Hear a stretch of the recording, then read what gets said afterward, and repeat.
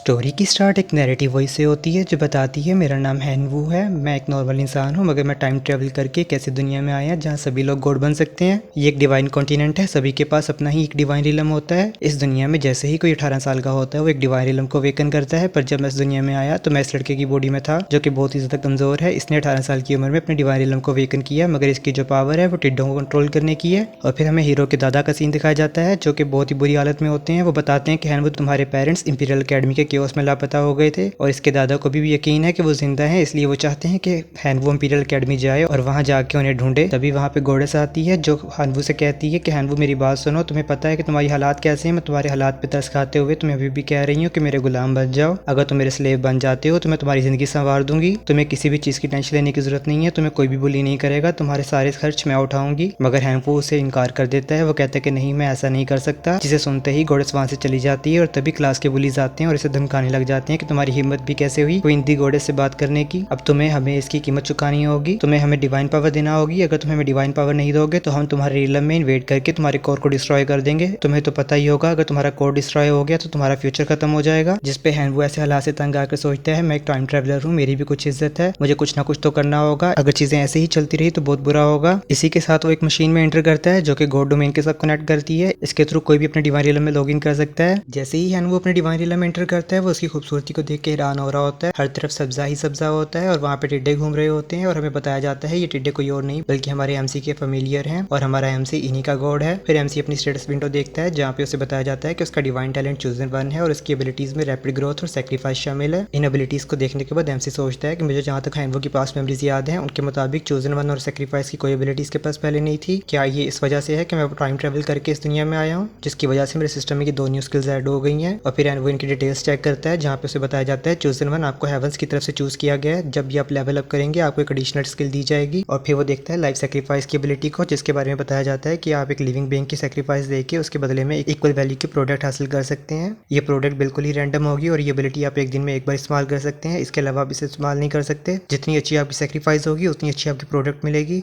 ऐसी स्किल्स को देखते हुए हैनवू सोचता है ये स्किल्स मेरे बहुत ज़्यादा काम की हैं। अगर ये स्किल्स को ऐड किया जाए और मेरे हार्डवर्क को ऐड किया जाए तो मैं अपने दादा की विशेष को पूरा कर सकता हूँ। मगर अभी मेरे लिए सबसे बड़ा मसला स्कूल के बुलीज हैं, उनसे कैसे निपटूं। मेरे ये जो फेमिलियर्स हैं यानी कि टिड्डे, इनके पास कोई फाइटिंग एबिलिटी नहीं है, ये जस्ट डिवॉर करना जानते हैं। और तभी वो स्टेटस विंडो को कॉल करता है और स्टेटस विंडो वहाँ पे आती है तो बताती है कि आपके कोर फेमिलियर्स टिड्डे हैं, इनका जो लेवल है वो ऑर्डनरी क्रिएचर का है। और फिर हमें बताया जाता है फेमिलियर्स के भी कुछ लेवल होते हैं। सबसे पहले आता है ordinary level, then elite level, फिर एक्स्ट्रा ऑर्डनरी लेवल, फिर लॉर्ड लेवल और आकर पे मोनार्च लेवल। जिसे देखने के बाद एमसी सोच रहा होता है reproduction ability, life cycle, life sacrifice, ये सब मेरे बहुत ज्यादा काम की एबिलिटीज हैं क्योंकि रियलिटी का एक दिन डिवाइन रिलम के 1 साल के बराबर है। तो अगर देखा जाए तो इस स्पीड से मैं बिलियंस में टिड्डों को ग्रो कर सकता हूँ। तभी कहते हैं हाँ मुझे एक आइडिया है, क्यों ना इसको ट्राई किया जाए। और तभी कहता है चलो एक दाव खेलते हैं, अगर तो मैं जीता तो मैं मास्टर, अदरवाइज मैं ऑलरेडी ये कचरा हूँ, तो क्या ही फर्क पड़ता है। और फिर हमारा सीन शूट होता है, हमें दिखाया जाता है नेक्स्ट डे का सीन जहाँ पे क्वीन दी गॉडेस उसके पास दोबारा से आती है। वो कहती है हैनवू क्या तुमने अपना माइंड बना लिया है, क्या तुम मेरे गुलाम बनने के लिए तैयार हो। अगर तुम मेरे स्लेव बन जाते हो तो मेरी फैमिली तुम्हें प्रोटेक्ट कर सकती है। मैं तुम्हें गारंटी देती हूँ कि जब तक तुम ग्रेजुएट नहीं होते हाई स्कूल से तुम्हें कोई भी बुली नहीं करेगा, तुम्हारी तमाम ख्वाहिशात को पूरा किया जाएगा, तुम्हें हर किस्म की खुशी दी जाएगी। जिसपे हमारा एमसी दोबारा से इनकार कर देता है, कहता है क्या रिफ्यूज़, मैं नहीं कर सकता। जिसपे पूछती है क्या तुम पागल हो गए हो, तुम्हें पता भी है तुम क्या कह रहे हो, तुम्हें पता होना चाहिए मेरी प्रोटेक्शन के बगैर ये लोग तुम्हें जिंदा नहीं छोड़ेंगे, ये तुम्हारे डिवाइन रिलम को क्रश कर देंगे। जिसपे एमसी कहता है हाँ शायद चीजें ऐसी हैं जैसे तुम बता रही हो, लेकिन फिर भी मैं इनकार करता हूँ क्योंकि मेरी भी कुछ अपनी इज्जत है, मैं दूसरों की प्रोटेक्शन पर रिलाई नहीं कर सकता। आखिर मैं तुम्हारी प्रोटेक्शन पे कब तक रिलाई कर दूंगा, तुम मुझे हाई स्कूल तक प्रोटेक्ट कर सकती हो, हाई स्कूल के बाद क्या। जिसपे गॉडेस कहती है मैं तुम्हें जिंदगी पर प्रोटेक्ट कर सकती हूँ, मगर हैनवू से भी इनकार कर देता है। वो कहती है हैनवू तुम्हें मैं अभी भी टाइम दे रही हूँ, दोबारा सोच लो, अदरवाइज तुम रिग्रेट करोगे। जिसपे हैनवू अभी भी उसे ना कर देता है। तभी हमारा सीन शूट होता है, हमें दिखाया जाता है ज़ैंगबिंग यानी कि वो बुली का सीन। वो कह रहा होता है कि मैं तुम्हें कहा था कि 100 डिवाइन पावर को मेरे पास लेके आना, क्या तुमने 100 डिवाइन पावर मेरे लिए प्रिपेयर कर ली है। जिसपे उसके साथी भी कह रहे होते हैं हाँ जल्द से जल्द डिवाइन पावर हमें दो, अदरवाइज हम लोग तुम्हारे डिवाइन रिलम के अंदर इन्वेट कर देंगे और तुम्हारा फ्यूचर खत्म कर देंगे। जिसपे एमसी उन्हें कोई जवाब नहीं देता, उसके कंधे से उसे पकड़ता है। जिसपे एमसी कहता है कि तुम्हारी हिम्मत भी कैसे हुई मेरे टच करने की। जिसपे ज़ैंग भी गुस्सा हो जाता है, वो कहता है कि तुम्हारी हिम्मत भी कैसे हुई मुझसे ऐसे बात करने की, क्या तुम्हें पता भी है तुम किससे बात कर रहे हो। खैर छोड़ो, मुझे अभी डिवाइन पावर दो, अदरवाइज तुम मानो या ना मानो मैं तुम्हारे डिवाइन कोर को तबाह कर दूंगा। जिसपे एमसी कहता है कि हाँ ठीक है तबाह कर दो, अगर तुम्हारे पास इतनी हिम्मत है तो तबाह कर दो। जिसपे ज़ैंग सोचता है क्या हुआ इसे, आज क्या हो गया, इतना चेंज क्यों दिख रहा है, क्या इसके पास किसी का बैक स्पॉट आ चुका है, क्या ये क्वीन दी गॉडेस है। नहीं मुझे नहीं लगता ये वो हो सकती है क्योंकि मेरे सामने इसने अभी भी उसे इनकार किया है। तभी उसके क्लासमेट्स कहने लग जाते हैं हाँ लड़ो लड़ो, हमने वैसे भी काफ़ी अर्सा हो गया किसी की डिवाइन रिलम को तबाह होते हुए देखा है। इसके पास तो वैसे भी टिड्डों के फेमिलियर हैं और ये क्या ही बिगाड़ सकता है। ये वैसे भी हमारी क्लास के लिए एक डाउनग्रेड है। इसकी वजह से हमारी क्लास की स्ट्रेंथ हमेशा एवरेज रही है। जल्द से जल्द इससे मुक्ति हासिल करो, इसे मार डालो। सभी लोगों से कह रहे होते हैं कि हाँ हाँ लड़ो लड़ो, और तभी एक बंदा बताता है कि ब्रदर जैंग के पास ड्राफ्ट की लीजन है और कहा जाता है ब्रदर जैंग का रैंक टॉप 60 है स्कूल में। जिस पे जैंग एक कार्ड निकालते हुए हैनवू से कहते हैं मैं तुम्हें भी मौका दे रहा हूँ, सोच लो, अदरवाइज तुम्हारी ये डेथ फिश होगी। मुझे ब्लेम ना करना अगर बाद में तुम्हारे साथ कुछ हुआ। जिस पे हैनवू से कोई रिप्लाई नहीं देता। फिर जैंग भी उसे कहता है कि तुम जैसे ट्रैश से डील करने के लिए मुझे अपनी 10 डिवाइन पावर को यूज़ करना पड़ेगा। ये तुम्हारे लिए सच में बहुत बड़ी बात होगी कि मैं अपनी डिवाइन पावर तुम्हारे जैसे कचरे पे इन्वेस्ट कर रहा हूँ। तभी वो इन्वेस्टमेंट कार्ड निकालता है। हमें बताया जाता है इस इन्वेस्टमेंट कार्ड की कीमत 10 डिवाइन पॉइंट है। और ये कार्ड क्या काम करता है, अगर इसे एक बार टारगेट के ऊपर लॉक कर दिया जाए तो ये एक स्पेस पोर्टल क्रिएट करता है जो कि आपके टारगेट के डिवाइन रियल के साथ कनेक्ट होता है और ये अलाउ करता है दोनों रिलम को एक दूसरे में इन्वेट करने के लिए।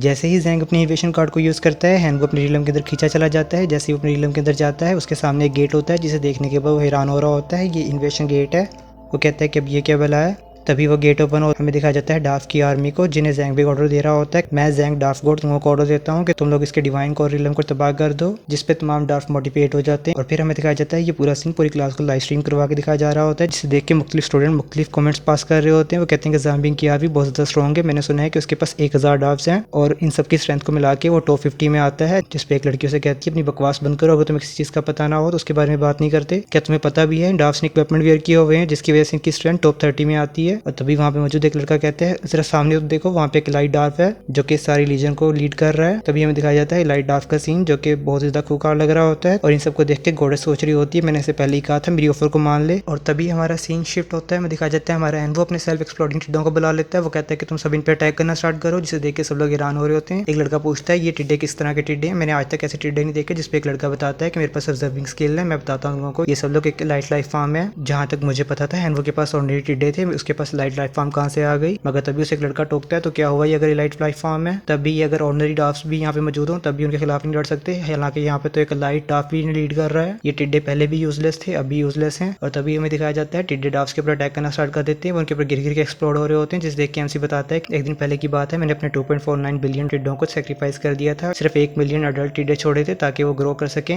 और हमें दिखाया जाता है वो टिड्डों को सेक्रीफाइस कर रहा होता है, जिसकी वजह से सिस्टम उसे 3 ऑप्शन देता है। पहला ऑप्शन ये होता है कि आपको 1 लाख गोब्लिन वॉरियर्स दिए जाते हैं, ये सब लोग की लाइट लाइफ फॉर्म है। सेकंड ऑप्शन में आपको लाइफ स्प्रिंग आई दी जाता है जो कि आपके एनवायरनमेंट और आपकी स्प्रिंग वाटर की नरिशमेंट के लिए काम करेगा। इसके अलावा आपके पास एक थर्ड ऑप्शन है जो कि एक होली आर्टिफैक्ट है। इसको यूज करते हुए आपके टिड्डों में एक्सप्लोजन पावर आ जाएगी। जैसे ही इसे आप अपने डिवाइन रिलम के साथ अटैच करेंगे आपके टिड्डे इवॉल्व हो जाएंगे। जिसे देखने के बाद हैनवू सोचता है पहला ऑप्शन बहुत ज्यादा अच्छा है, 1 लाख गोब्लिन वॉरियर्स, मगर ये मेरी सिचुएशन को तो डील कर देगा लेकिन ये वन टाइम सोल्यूशन है। इसके बाद क्या अगर दोबारा से किसी ने मेरे पर अटैक किया तो मैं उसे कैसे रिस्पॉन्ड करूंगा। इसके अलावा सेकंड ऑप्शन भी बहुत ज्यादा अच्छा है, ये एक परमानेंट सोल्यूशन है, अच्छी इन्वेस्टमेंट है, मगर ये मेरी सुबह की प्रॉब्लम को डील करने में बिल्कुल नहीं मदद कर सकता। तो रह गई बात थर्ड ऑप्शन की। मेरे ख्याल से मेरे पास थर्ड ऑप्शन ही है जिसे मैं एज इन्वेस्टमेंट अभी यूज कर सकता हूँ। इसके अलावा मेरे कोर फेमिलियर्स कंटिन्यूसली ग्रो भी होते जाएंगे। तभी वो थर्ड ऑप्शन को सिलेक्ट कर लेता है। उसके सामने एक डिवाइन आर्टिफैक्ट आ जाता है जिसे वो फौरन क्रश करके अपने डिवाइन रिलम में अटैच कर देता है। जैसे ये डिवाइन रिलम में अटैच होते हैं उसके टिड्डे सेल्फ एक्सप्लोडिंग टिड्डों में कन्वर्ट होना स्टार्ट हो जाते हैं। हमें दिखाया जाता है टिड्डे इवॉल्व होकर सेल्फ एक्सप्लोडिंग टिड्डों में कन्वर्ट हो गए हैं। इनका लेवल ऑर्डिनरी से इंक्रीज होकर लाइट क्रिएचर पे कन्वर्ट हो गया है। इनका टैलेंट्स एक्सप्लोजन है। इनका फेथ लेवल बहुत ज्यादा हाई है। जैसे जैसे गॉड इनका यूज करेगा ये गॉड के तमाम ऑर्डर्स को मानेंगे और उनके ऊपर फेथ बरकरार रखेंगे। इनकी प्रोडक्शन स्पीड 30 टाइम्स है। इनका लाइफ साइकिल 180 दिन है। जैसे ही हमारा एमसी ये देखता है वो बहुत ज्यादा खुश हो जाता है। वो टिड्डे को पकड़ता है, उसे सामने मार के एक्सप्लोड करता है। वो कहता है कि हाँ इनकी एक्सप्लोजन पावर तो बहुत ज्यादा अच्छी है लेकिन एक ऑर्डिनरी डाफ को किल करने के लिए बिल्कुल भी इनफ नहीं है। मगर क्या हो अगर हम यहाँ पे क्वांटिटी को प्रेफर करें। और फिर हमारा सीन वापस से शिफ्ट होता है वार की तरफ, जहाँ पे टिड्डे अटैक कर रहे होते हैं, हर तरफ धुआं ही धुआं होता है, हमें कुछ नहीं पता लग रहा होता है क्या हुआ है। सभी लोग कह रहे होते हैं ये बहुत ज्यादा इंटरेस्टिंग है। और तभी हमें दिखाया जाता है तमाम गोब्लिन्स मर चुके होते हैं, सिर्फ एक लाइट गोब्लिन बचा होता है जो कि भी देख रहा होता है। मगर हमारे एनवो के पास अभी भी हजारों की तादाद में टिड्डे मौजूद होते हैं, जिसे देख के गोडेस खुश हो जाती है। वो कहती है सच में इंटरेस्टिंग है। तभी वो टिड्डे लाइट डाफ के ऊपर अटैक करना स्टार्ट कर देते हैं, जिसे देखने के बाद जैंग गुस्सा हो रहा होता है। वो अपने तमाम डाफ्स को ऑर्डर देता है कि जितने भी डाफ्स अभी जिंदा है वो सब अपने डिवाइन रिलम में वापस भागें। मगर हमारा एमसी कहता है कि आए हो अभी, ठहरो तो सही, जाने की बातें करते हो। अब अगर तुम आ ही गए हो तो तुम यहाँ पे ठहरो, इतनी भी क्या जल्दी है तुम्हें जाने की। वो अपने तमाम लोडर्स को कहते हैं कि ऊपर अटैक करो और इसके रिलम में इन्वेट करना स्टार्ट कर दो। वो सभी उसके डिवाइन रिलम में इन्वेट करना स्टार्ट कर देते हैं, जिसे देख के जैंग गुस्सा हो रहा होता है। वो कहता है कि प्लीज ऐसा ना करो। टिड्डे हर तरफ तबाही मचा रहे होते हैं और जैंग हैनवू से कहता है जल्दी करो, अपने फेमिलियर्स को ऑर्डर दो कि वो मेरे डिवाइन रियलम को छोड़ दें, जल्द से जल्द उन्हें वापस बुलाओ। मगर उसके टिड्डे भी अटैक कर रहे होते हैं, ड्राफ्ट्स मारे जा रहे होते हैं, जिन्हें देख के जैंग कहता है कि मैं अपनी हार मानता हूँ, अपने लोटस को वापस बुला लो, मेरे डिवाइन रियलम को छोड़ दो, अपने फेमिलियर्स को वापस बुला लो। जिस पे हैनवू कहता है क्या तुम वही नहीं हो जो मेरे डिवाइन रियलम को तबाह करने आए थे? अब अगर सिचुएशन तुम्हारी तरफ आ गई है तो तुम ऐसे बदल रहे हो। जाहिर सी बात है, नेचुरल बात है, अगर तुम मेरे डिवाइन रियलम को तबाह करना चाहते हो तो मैं भी तुम्हारे डिवाइन रियलम को तबाह करूंगा। जिस पे जैंग कहता है तुम्हारी इतनी हिम्मत भी कैसे हुई? तुम्हें पता भी है मेरे पेरेंट्स कौन है? तुम्हें पता है मेरे फादर जो है वो डेमीगॉड है और मेरी मदर भी जल्द डेमीगॉड बनने वाली है। वो तुम्हें बिल्कुल भी नहीं छोड़ेंगे, तुम उनके बिल्कुल भी ओपोनेंट नहीं हो, तो मेरी बात मानो, अपनी आर्मी को वापस बुला लो। जिस पे हैन कहता है कि मेरे टिड्डो मेरी बात सुनो, अटैक करते रहो, उसके रियलम को तबाह करना स्टार्ट कर दो। हमें दिखा जाता है उसके टिड्डे कोरियलम के ऊपर अटैक कर रहे होते हैं, जिस देख के जैंग रोना स्टार्ट हो जाता है। कहता है प्लीज रुक जा भाई, मेरा फ्यूचर खत्म हो जाएगा, मैं वादा करता हूँ मैं तेरी तमाम ख्वाहिशें पूरी करूंगा, मैं तुम्हें सेटिस्फाई करूंगा, मैं तुम्हें बुली नहीं करूंगा, तुम्हारी कोई भी कंडीशन हो मैं मानने के लिए तैयार हूँ, प्लीज रुक जाओ। जिस पे हैनवू कहता है कि ना भाई मैं तो नहीं रुकने वाला, अब तुम सिर्फ इंतजार करो। तभी पीछे से एक आवाज आती है, बहुत हो गया हैनवू, रुक जाओ। जिस देख के हैनवू हैरान हो रहा होता है कि भाई अब कौन आ गया, और हमें पता लगता है ये टीचर लियोस हैं जो कि इनकी क्लास के टीचर हैं। वो कह रहे होते हैं कि हैनवू तुम ऑलरेडी जीत चुके हो, तो तुम उसे मारना क्यों चाह रहे हो, क्यों उसके कोरियलम को तबाह करना चाह रहे हो, उसका फ्यूचर खत्म क्यों करना चाह रहे हो? जैंग भी कह रहा होता है टीचर लियोस प्लीज मुझे बचाएं, ये पागल इंसान, आपको तो पता है मेरे पेरेंट्स। तभी टीचर से चुप करवा देते हैं और कोरियलम के ऊपर लोटस अभी भी अटैक कर रहे होते हैं, उसके कोरियलम को तबाह करने ही वाले होते हैं, शटर करने ही वाले होते हैं कि जैंग टीचर के सामने गिड़गिड़ा के घुटनों के बल आ जाता है कि टीचर प्लीज मुझे बचा लीजिए, टीचर प्लीज मुझे बचा लीजिए। जिस पे टीचर हैनवू से कहता है कि हैनवू क्या तुमने सुना नहीं मैं तुम्हें क्या कहा, अभी क्या अभी रुको। जिस पे हैनवू कहता है टीचर मुझे पहले आपसे एक क्वेश्चन पूछने दें, आप अभी क्यों अपियर हुए हैं? जिस पे टीचर कहते हैं कि जाहिर सी बात है मैं क्लास का टीचर हूँ, मुझे हर चीज पे नजर होती है मेरी कि क्या हो रहा है क्लास में। जिस पे हैनवू कहता है अच्छा तो आपकी हर चीज पे नजर होती है, तो जब मुझे मारा जा रहा था, मुझे बुली किया जा रहा था, मुझे ब्लैकमेल किया जा रहा था, तब आप कहाँ थे? तब आपने क्यों नहीं शो अप किया? अब आपकी शो करने का क्या मतलब है? जिस पर टीचर मन ही मन में बताते हैं कि बेवकूफ इंसान, अगर तेरे पेरेंट्स डेमीगॉड होते ना तो मैं जाहिर बात है तुझे भी डिफेंड करता। कौन पागल है जो जैंग फैमिली से पंगा लेगा सिर्फ तुझे तेरी मदद करने के लिए? मगर वो हैनवू से कहता है कि अभी इस चीज को रोको, मैं तुम्हें बाद में एक्सप्लेन करता हूँ। जिस पे हैनवू कहता है कि ना मुझे एक और क्वेश्चन पूछने तो पहले आपसे, उसके बाद रुकूंगा। हैनवू कहता है कि अगर इसकी जगह मैं होता जिसका डिवाइन रियलम अभी तबाह होने की कगार पे होता, उसका कोर तबाह होने वाला होता, तो आप क्या करते? क्या आप शो अप करते? क्या मेरे लिए स्टैंड करते? क्या आप इसे रोकते? जिस पर टीचर लाजवाब हो जाता है, जिसे सुनने के बाद वो कहते हैं कि हाँ मुझे जवाब मिल गया मेरा, तो अब आप चले जाएं यहाँ से, मैं आपकी नहीं सुनने वाला। और हमें दिखाया जाता है उसके लोटस के डिवाइन रियलम को तबाह कर देते हैं, उसका डिवाइन रियलम शैटर हो जाता है, जिसकी वजह से जैंग फुल रो रहा होता है, उसकी भी कॉन्शियसनेस उसके डिवाइन रियलम से खत्म हो जाती है और टीचर फुल गुस्सा हो रहा होता है। मगर हैनवू टीचर से कहता है टीचर हैनवू अब आपका काम भी खत्म हो गया, यहाँ से आप भी फुर्ती करें, चला निकले मेरे डिवाइन रियलम से। और तभी लाइव स्ट्रीमिंग भी बंद हो जाती है, जिसे देख के स्टूडेंट्स हैरान हो रहे होते हैं। और वहाँ पे हमें जैंग का सीन दिखाया जाता है जो कहता है कि सब कुछ खत्म हो गया, मेरे पास कुछ नहीं रहा, मैं लुट गया, मैं बर्बाद हो गया, मैं एक यूजलेस ट्रैश हूँ। और फिर हमारा सीन शूट होता है, हमें दिखाया जाता है क्लास का सीन जहाँ पे टीचर एंटर करते हैं। वो कहते हैं कि जल्द से जल्द में बताओ हैनवू कहाँ है, हैनवू बाहर आओ, हैनवू बाहर आओ, तुम कहाँ छुपे हुए बैठे हो? जिस पे स्टूडेंट्स बताते हैं टीचर हैनवू तो यहाँ से चला गया, वो तो अपने घर चला गया। जिस पे कहते हैं क्या ये बच्चा घर चला गया? ऐसे बच्चों को मैं स्कूल से ना निकलवाया तो मेरा ना भी टीचर लियोस नहीं। और फिर हमारा सीन शिफ्ट होता है, हमें दिखाया जाता है हमारे हैनवू का सीन जो कि अपने रियलम के अंदर होता है। वो अपनी बैटल स्टैट्स को चेक करने के लिए सिस्टम से कहता है बैटल स्टैट्स दिखाओ, जिस पे सिस्टम उसे बताते हैं कि आपके सेल्फ एक्सप्लोडिंग टिड्डे की तादाद 1,80,090 है और इसके अलावा आपके पास जो नॉर्मल टिड्डे हैं, ऑर्डिनरी टिड्डे हैं, उनकी तादाद 40 लाख है। जिसे देखने के बाद हैनवू कहता है कि ऐसा लगता है कि मुझे कुछ और सेल्फ एक्सप्लोडिंग टिड्डों को ग्रो करना होगा फ्यूचर में। तभी वो एक डिवाइन फ्रैगमेंट निकालता है और बताता है ये जैंग बिन के डिवाइन रियलम से मिला है मुझे, जब मैंने उसका कोर तबाह कर दिया तो ये फ्रैगमेंट मुझे वहाँ से मिला, ये मेरे डिवाइन रियलम के साथ फ्यूज़ हो सकता है। तभी वो उसे फ्यूज़ करना स्टार्ट कर देता है। जैसे ही वो उसे फ्यूज़ करना स्टार्ट करता है उसका डिवाइन रियलम अपग्रेड हो जाता है, उसका एरिया इंक्रीज़ हो जाता है, उसकी फर्टाइलिटी इंक्रीज़ हो जाती है, माइनिंग इंक्रीज़ हो जाती है, फॉरेस्ट इंक्रीज़ हो जाते हैं।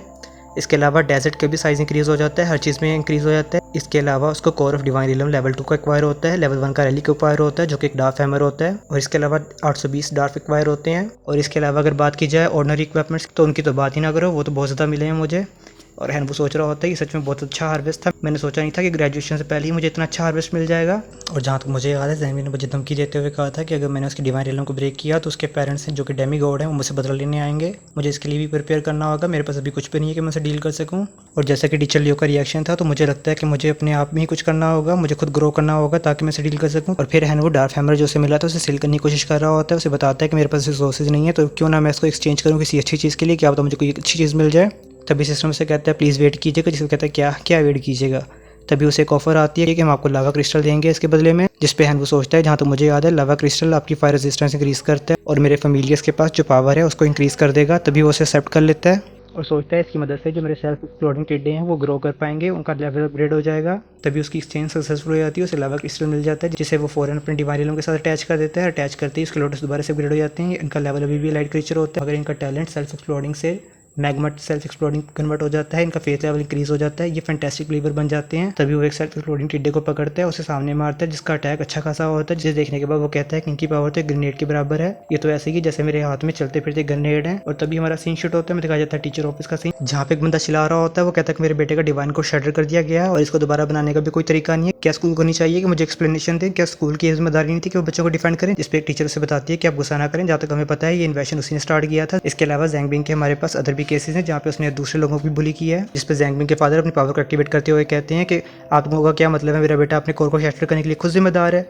ये तो कोई सेंस ना हुई। क्या स्कूल की जिम्मेदारी नहीं थी? क्या स्कूल इसके लिए जिम्मेदार नहीं है? क्या टीचर्स की जिम्मेदारी नहीं थी कि वो इसमें कुछ करते? तभी जैंगबिंग की मदर बोलती है, जो स्टूडेंट जिसने मेरे बेटे का कोर को तबाह किया था, मैं चाहती हूँ उसे सख्त से सख्त सजा मिले, उसे स्कूल से एक्सपेल कर दिया जाए। और फिर हमारा सीन शिफ्ट होता है, हमें दिखाया जाता है हैनवो भी अपने डिवाइन रीलम में होता है, वो अपने टिड्डों को देख रहा होता है। वो कहते हैं कि ग्रोथ तो बहुत ज़्यादा अच्छी है। तभी उसे डायरेक्टर शो की कॉल आती है, जिसे देखने के बाद वो कहता है कि मैंने सोचा नहीं था कि इतनी जल्दी हो जाएगा। वो कॉल को अटेंड करता है, डायरेक्टर से बताती है कि स्टूडेंट हैनचू, मैं डायरेक्टर बात कर रही हूँ, यहाँ पे कुछ चीज़ है जिसके बारे में मुझे तुम्हें बताना होगा।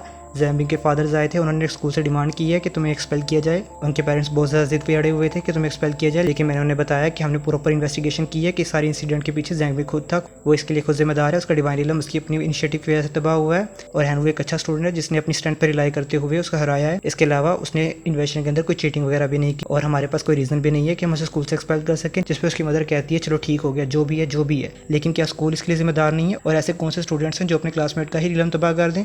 क्या आपका स्कूल यही एजुकेशन देता है? क्या आप स्कूल की ही टीचिंग्स हैं? जिस पे हेडमास्टर से बताती है कि देखिए मेरी बात सुने, आपको इतना ज़्यादा गुस्सा करने की कोई जरूरत नहीं है और फैक्ट्स को तोड़ तोड़ के आगे पीछे पेश करने की जरूरत कोई नहीं है। एंड वो एक अच्छा स्टूडेंट है और वो तमाम ऑर्डर्स को मानता है, तमाम रूल्स को फॉलो करता है। इसके अलावा यहाँ पे बहुत ज़्यादा एविडेंस मौजूद है कि आपके बेटे का कोर आपके बेटे की वजह से तबाह हुआ है, और यहाँ पे इतने ज़्यादा बुली केसेज हैं आपके बेटे के कि मैं बयान भी नहीं कर सकती। जिस पे उसकी मदर कहती है कि मैं ये बकवास सुनने के लिए यहाँ पे नहीं गई, मुझे सिर्फ इतना चाहिए कि आप उसको स्कूल से निकालें। क्या आप उसको स्कूल से निकाल रही हैं कि नहीं निकाल रही? जिस पर डायरेक्टर से कहती है कि मैं इसका जवाब नहीं दे सकती और मैं ये कर भी नहीं सकती। तभी जैम्बिंग के फादर बोलते हैं चलो ठीक है डायरेक्टर से, मैं आपकी बात को मानता हूँ कि स्कूल के कुछ अपने रूल्स हैं जिसके मुताबिक आप उसे पनिश नहीं कर सकती, लेकिन मैं विक्टिम का फादर हूँ, तो क्या मुझे अपने लिए बोलने का भी हक हासिल नहीं है? क्या स्कूल इतना भी नहीं कर सकता कि मेरी छोटी सी रिक्वेस्ट को मान ले, मुझे उसके रीलम में इन्वाइट करने दे? मैं सिर्फ 1000 की आर्मी को यूज़ करूंगा, मुझे उसके रीलम में इन्वाइट करने। जिस पर डायरेक्टर शू मान जाती हैं और वो हैंडबुक को सारी डिटेल्स में समझा देती हैं कि ये हुआ था, और वो हैंडबुक को वार्निंग देते हुए बताती हैं कि एक डेमीगॉड की 1000 की मेंबर की आर्मी एक ऑर्डिनरी स्टूडेंट की 1 लाख के बराबर है, तुम्हें बहुत ज़्यादा केयरफुल होना होगा हैंडबुक। इसके अलावा मैं तुम्हारी ज़्यादा हेल्प नहीं कर सकती। जिस पे हैंडबुक कहता है कि डायरेक्टर आपका बहुत बहुत शुक्रिया, मेरे लिए इतना ही काफ़ी है, मैंने सोचा नहीं था क्या मेरे लिए स्टैंड करेंगी। खैर मैं सुबह स्कूल आऊँगा, इस चैलेंज को फेस करूँगा। तभी डायरेक्टर की कॉल कट जाती है, वो सोचता है कि मैंने सोचा नहीं था कि सब कुछ इतनी जल्दी हो जाएगा, मुझे मेरे पास इतना टाइम नहीं है कि मैं जल्द से जल्द इंप्रूव कर सकूँ, मुझे अब जल्द से जल्द अपनी सेकंड लाइफ सेक्रीफाइस देनी होगी। और तभी वो बिलियंस ऑफ आर्मी को दोबारा से सेक्रीफाइस करना स्टार्ट कर देता है। जैसे वो सेक्रीफाइस करना स्टार्ट कर देता है, बिलियंस में टिड्डे सेक्रीफाइस हो रहे होते हैं। तभी सिस्टम उसे दोबारा से 3 ऑप्शन देता है। वो बताता है कि आपका पहला ऑप्शन है कि आपको एक हॉली लेवल आर्टिफैक्ट दिया जाएगा जो कि एक ब्लड डीमन आई है।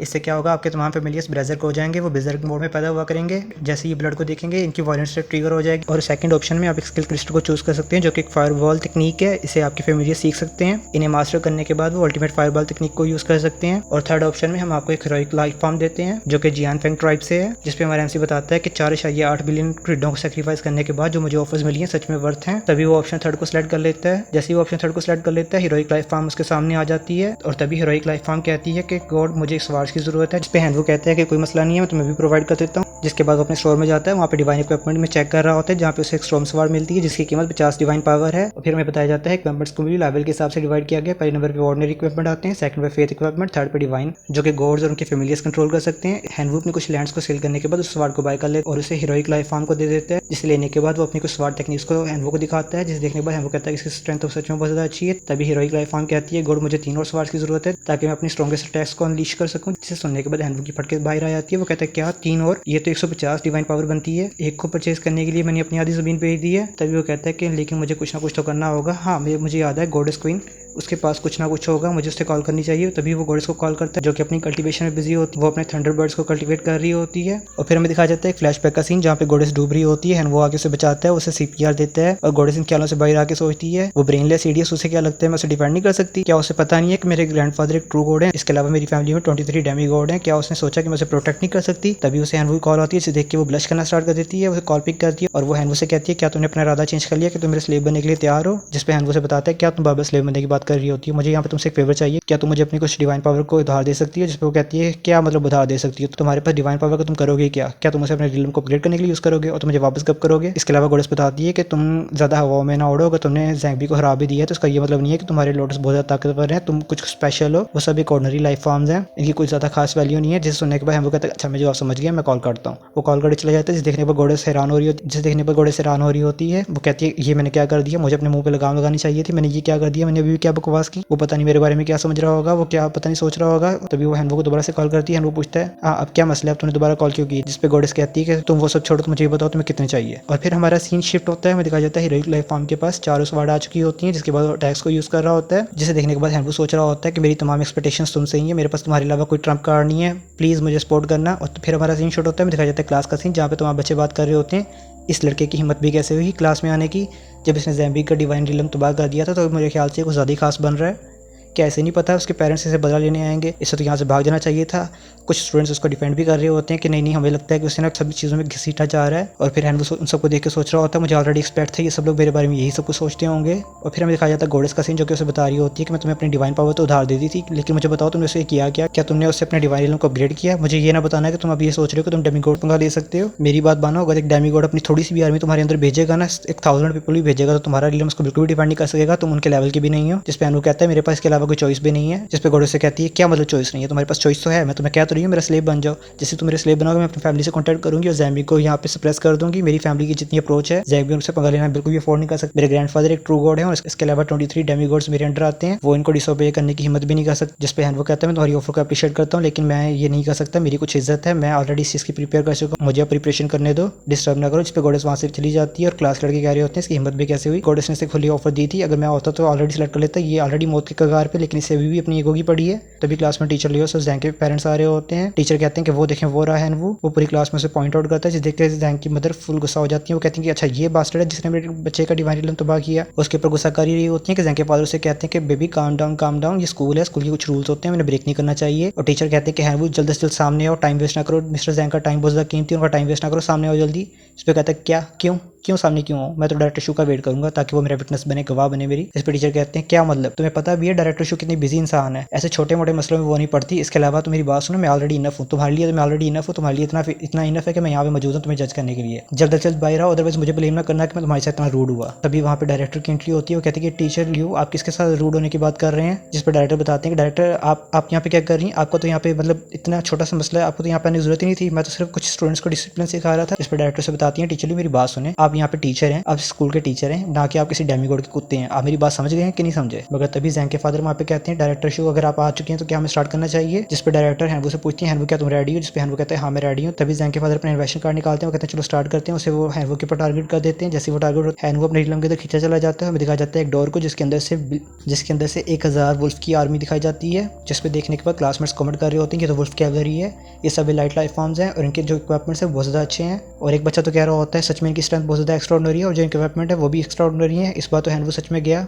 और तभी हमें दिखाया जाता है वो सब आमने सामने आ जाते हैं, जहाँ पे ज़ैंग के फादर कह रहे होते हैं तुम वही हो ना जिसने मेरे बेटे का रिलम को शटर किया था, अब देखना मैं तुमसे कैसे रीपे करवाता हूँ। जिसे देखने के बाद गॉडेस कह रही होती है बंदा तो अपनी बातों से मुकर है, इसने तो कहा था सिर्फ 1000 आर्मी भेजूंगा, मगर ये तो 2000 से भी ज़्यादा आर्मी है, ये तो चीटिंग है, सरासर चीटिंग है। और तभी हमें दिखाया जाता है वो अपने वुल्फ कैवलरी को कहते हैं कि इस पर चार्ज कर, और वो सब हैनवू के ऊपर चार्ज करने के लिए जा ही रहे होते हैं। जैसे ही वुल्फ कैवलरी हैनवू के रिलम पे चार्ज करना स्टार्ट कर देती है, हैनवू अपने सेल्फ एक्सप्लोरिंग टिड्डों को समन कर लेता है, जिसे देख के सभी क्लास फेलोज हैरान हो रहे होते हैं, यार इनकी तादाद 7 मिलियन तक कैसे पहुंच गई, लास्ट मैच में तो सिर्फ 20,000 के करीब टिड्डे थे, अचानक से 7 मिलियन कैसे हो गए। इनकी रिप्रोडक्शन एबिलिटी तो सच में बहुत ज़्यादा टेरिफाइंग है, ऐसी पावर के साथ ये तो टॉप 10 में आएगा, मगर इसकी बुरी किस्मत कि इसका मुकाबला डेमीगॉड के साथ है, इसका बचना नामुमकिन है।